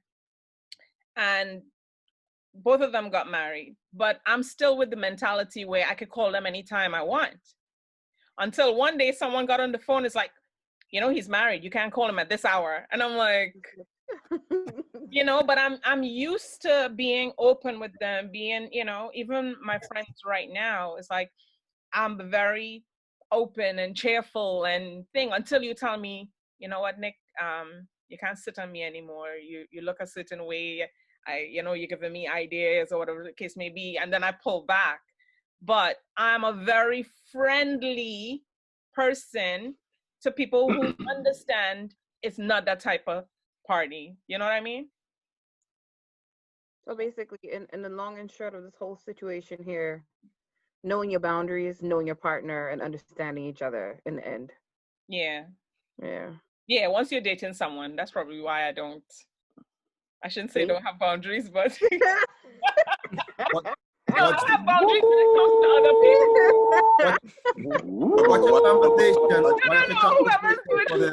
What's the conversation I'm going to start for the DJs? Dazzle, Red Face, Judgment. And I mean, of course, Azaryah, right? Azaryah. Watch this. So I'm not sure if you guys go through this. Like, even like myself, for instance, I go out and play sometimes, and you know, sometimes you meet someone random and then you play at another party. Next day I have my, you know, my fiance with me. Yo, she gives me the look. She don't say nothing, but the look you get is like, like, who is that woman, you know? I know you guys go through that. Well, maybe Dazzle trying to like be incognito here, but like I don't know. Half in, half out. Red face for man in the business way before me. How do you balance this type of thing? It's hard, man. I mean, I'm not one to turn somebody away unless they're just being they're doing entirely too much. But I mean, if someone come up, they say, hey, you know, they want to talk, they hug you, or you may be sitting down, or you may be behind the sound system, and they want to come and be all next to you, or maybe if you sit down on a somewhere, or you're in a party, and you may even have some females sometimes come and sit on you and talk to you and stuff like that. You know, you have to kind of find a boundary to say like, okay, this is becoming too much now, but in that type of setting, you still don't want to push somebody away to the point where you look as if you're stuck up, or sorry, there's a bunch of sirens and stuff. But, that Brooklyn life. Yeah, sorry, this is nonstop, right? So you don't want to push somebody away to the point where it looks like as if you're not outgoing, or somebody that they can connect to, or somebody that people can connect to you, because you have to remember you are in a business where you must connect with people. You understand? Yep. So it becomes very hard. So you now have to find a boundary with your significant other to try to make them understand like, hey, listen, you may not even know that person like that, you know, but you don't want to push them away to the point where it's like, oh, I don't like him no more. I'm not his fan no more. He's like, you know, he's too stuck up. He's this, he's that. So you gotta, it's hard to find that boundary, but as long as you don't let it go overboard, you can't let it go overboard to the point where you know you're doing something that you wouldn't like done to you, because you have to also think if that was your significant other sitting down and you see it starting to go too far, you would feel away, you know? Yeah. So it's all about boundaries, you know, and understanding, you know? For me in that type of situation is like, sometimes I glad when I do roll alone. Like I will have some more brethren around me and that kind of thing, because they know nobody's to come and while up on me and that kind of madness now. Because 99% of the time, my wife with me and is a respect now. Mm-hmm. So sometimes I don't even have to watch them. She might get them the watch. One time now. And then my squad are wrong too. So you know, is a respect. Like, is a real thin line, because you don't want to lose fans, and you don't want to hurt them. You don't, because majority of the time is alcohol in the head. They want to have fun. They, you know, it's just fun. So it might be offensive to some people, but like for me, I understand that aspect. I understand the side where I need to respect my wife and even anybody that rolling with me is a thin line, and you don't want to embarrass somebody who's approaching it doing too much. You don't want to embarrass that person at the same time. So like for that situation, I might have security or some personnel involved to, you know, so it don't look like I'm the bad guy at the same time now. It's real matrix. It's how to go through, and when the security pushing them up, you're like, no, you have to tell the security no, it's all right, cool, you know, to make it look like. I'm telling you, someone to play that defense there. You need somebody to hold that line there for you. Yeah, because if the artist or the DJ or whoever do it, it will look bad on their behalf. So it's a thin line. But if you watch them, there is no back. There's no one time. There's no one time. Yeah, but it's all fun, because I know it's not like no outer time and thing, but sometimes they get a little too excited. They get a little too excited sometimes. And that's when they send you that little sex message, that little titty pic and all that. Nikki, right back in it again. Luckily, I don't get them things. I lucky. Shanda, his wife probably sitting there on the side. I know, right? Now she watching right now too. She didn't keep watching. We can't say too much. Oh, gosh. Anybody else want to say anything before we head out? Because we're way past the hour. Yeah. Any few words?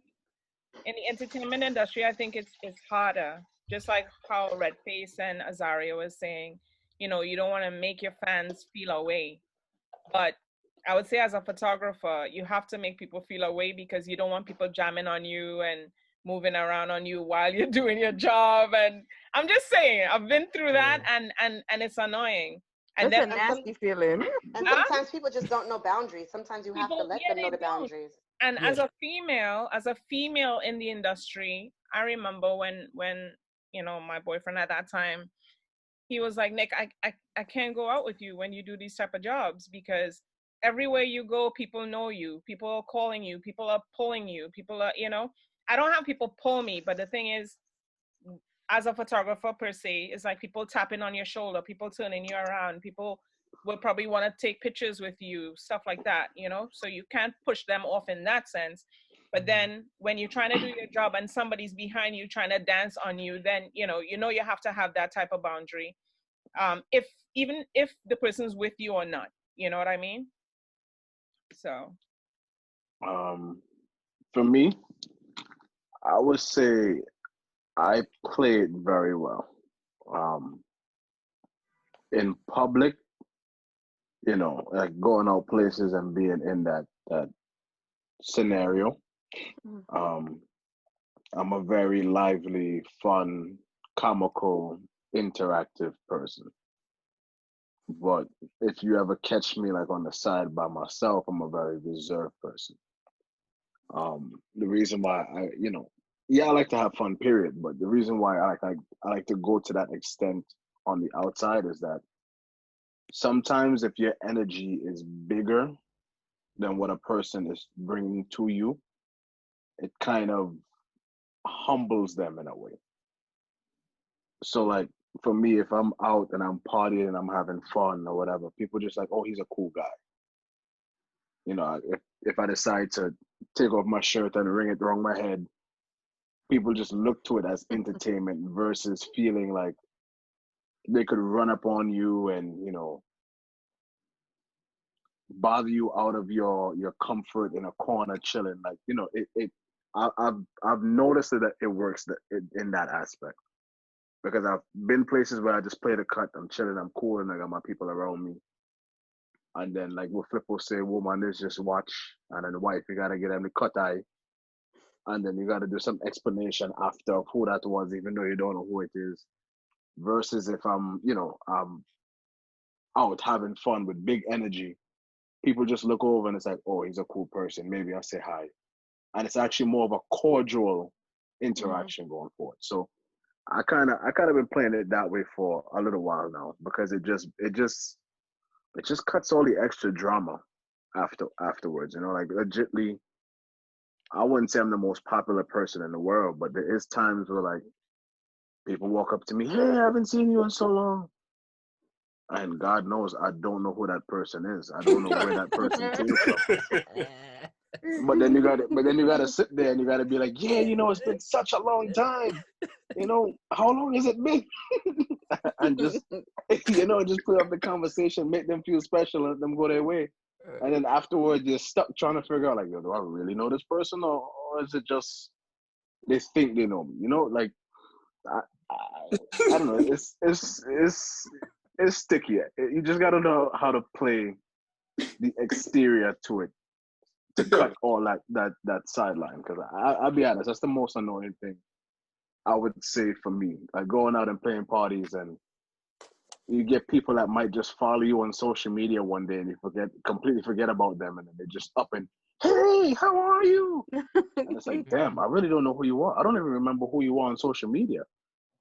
And then it just, you know, it makes everything awkward. So I'd rather just play it off. Cut all that out. Yeah, I'd rather just cut all that out and let them continue to feel like they know me without actually puzzling me or causing drama for me outside of whatever social gathering we're in. Anybody else? Anybody else? We got 5 more minutes. 5 more minutes. We got two new participants. We should hear from them. It's true. Nueva, Katrina, would you guys like to say anything? And welcome to Watch Chubble, to Miss Katrina. on mute. I don't think. I wasn't there for the topic. Good night, everyone. Good night. Not there for the topic, so I missed the topic.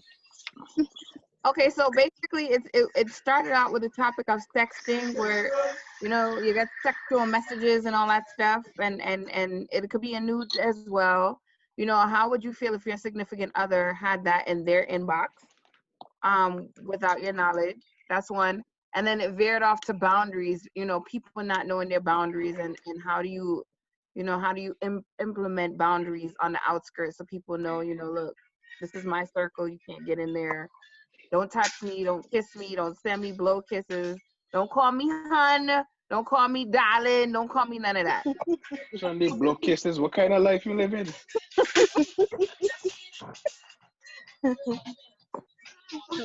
There. That's the thing with some people. I mean, you're friends with them, and some of them don't know the boundaries. They know that you're in a relationship, and they still try, like, okay, you and your significant other out, maybe in a party or something or whatever, and they see you and they want to come and hug you up and kiss you and talk to you. So some of them don't know boundaries. So sometimes you either really either embarrass them in a way so that they can learn, okay, well, this is the cutting point. Basically. That's it. No, I don't, and this is where I think the guys are saying they don't like to embarrass people. Well, you know, it depends. If you're in entertainment, but I believe in hospitality, so you don't want to cut that kind of vibe, and you don't want to make people feel bad. So you try to make them feel as happy as can be. But I could understand where you're coming from. I guess it depends on the situation at hand. I don't like embarrassing people, but sometimes the words that come out my mouth come out embarrassing, not intentionally. It just happens. So I apologize. You know, I apologize. not to cut you, Shandy, but this is I don't know if it's because I'm young. All right, I might be the youngest in the room, but all the elder men in the room, correct me if I'm wrong. Have you ever been in a situation where a woman talk nothing but disrespectful and degrading to you, and then they turn around, she love you? You know how confusing that is? That's called wifey. What?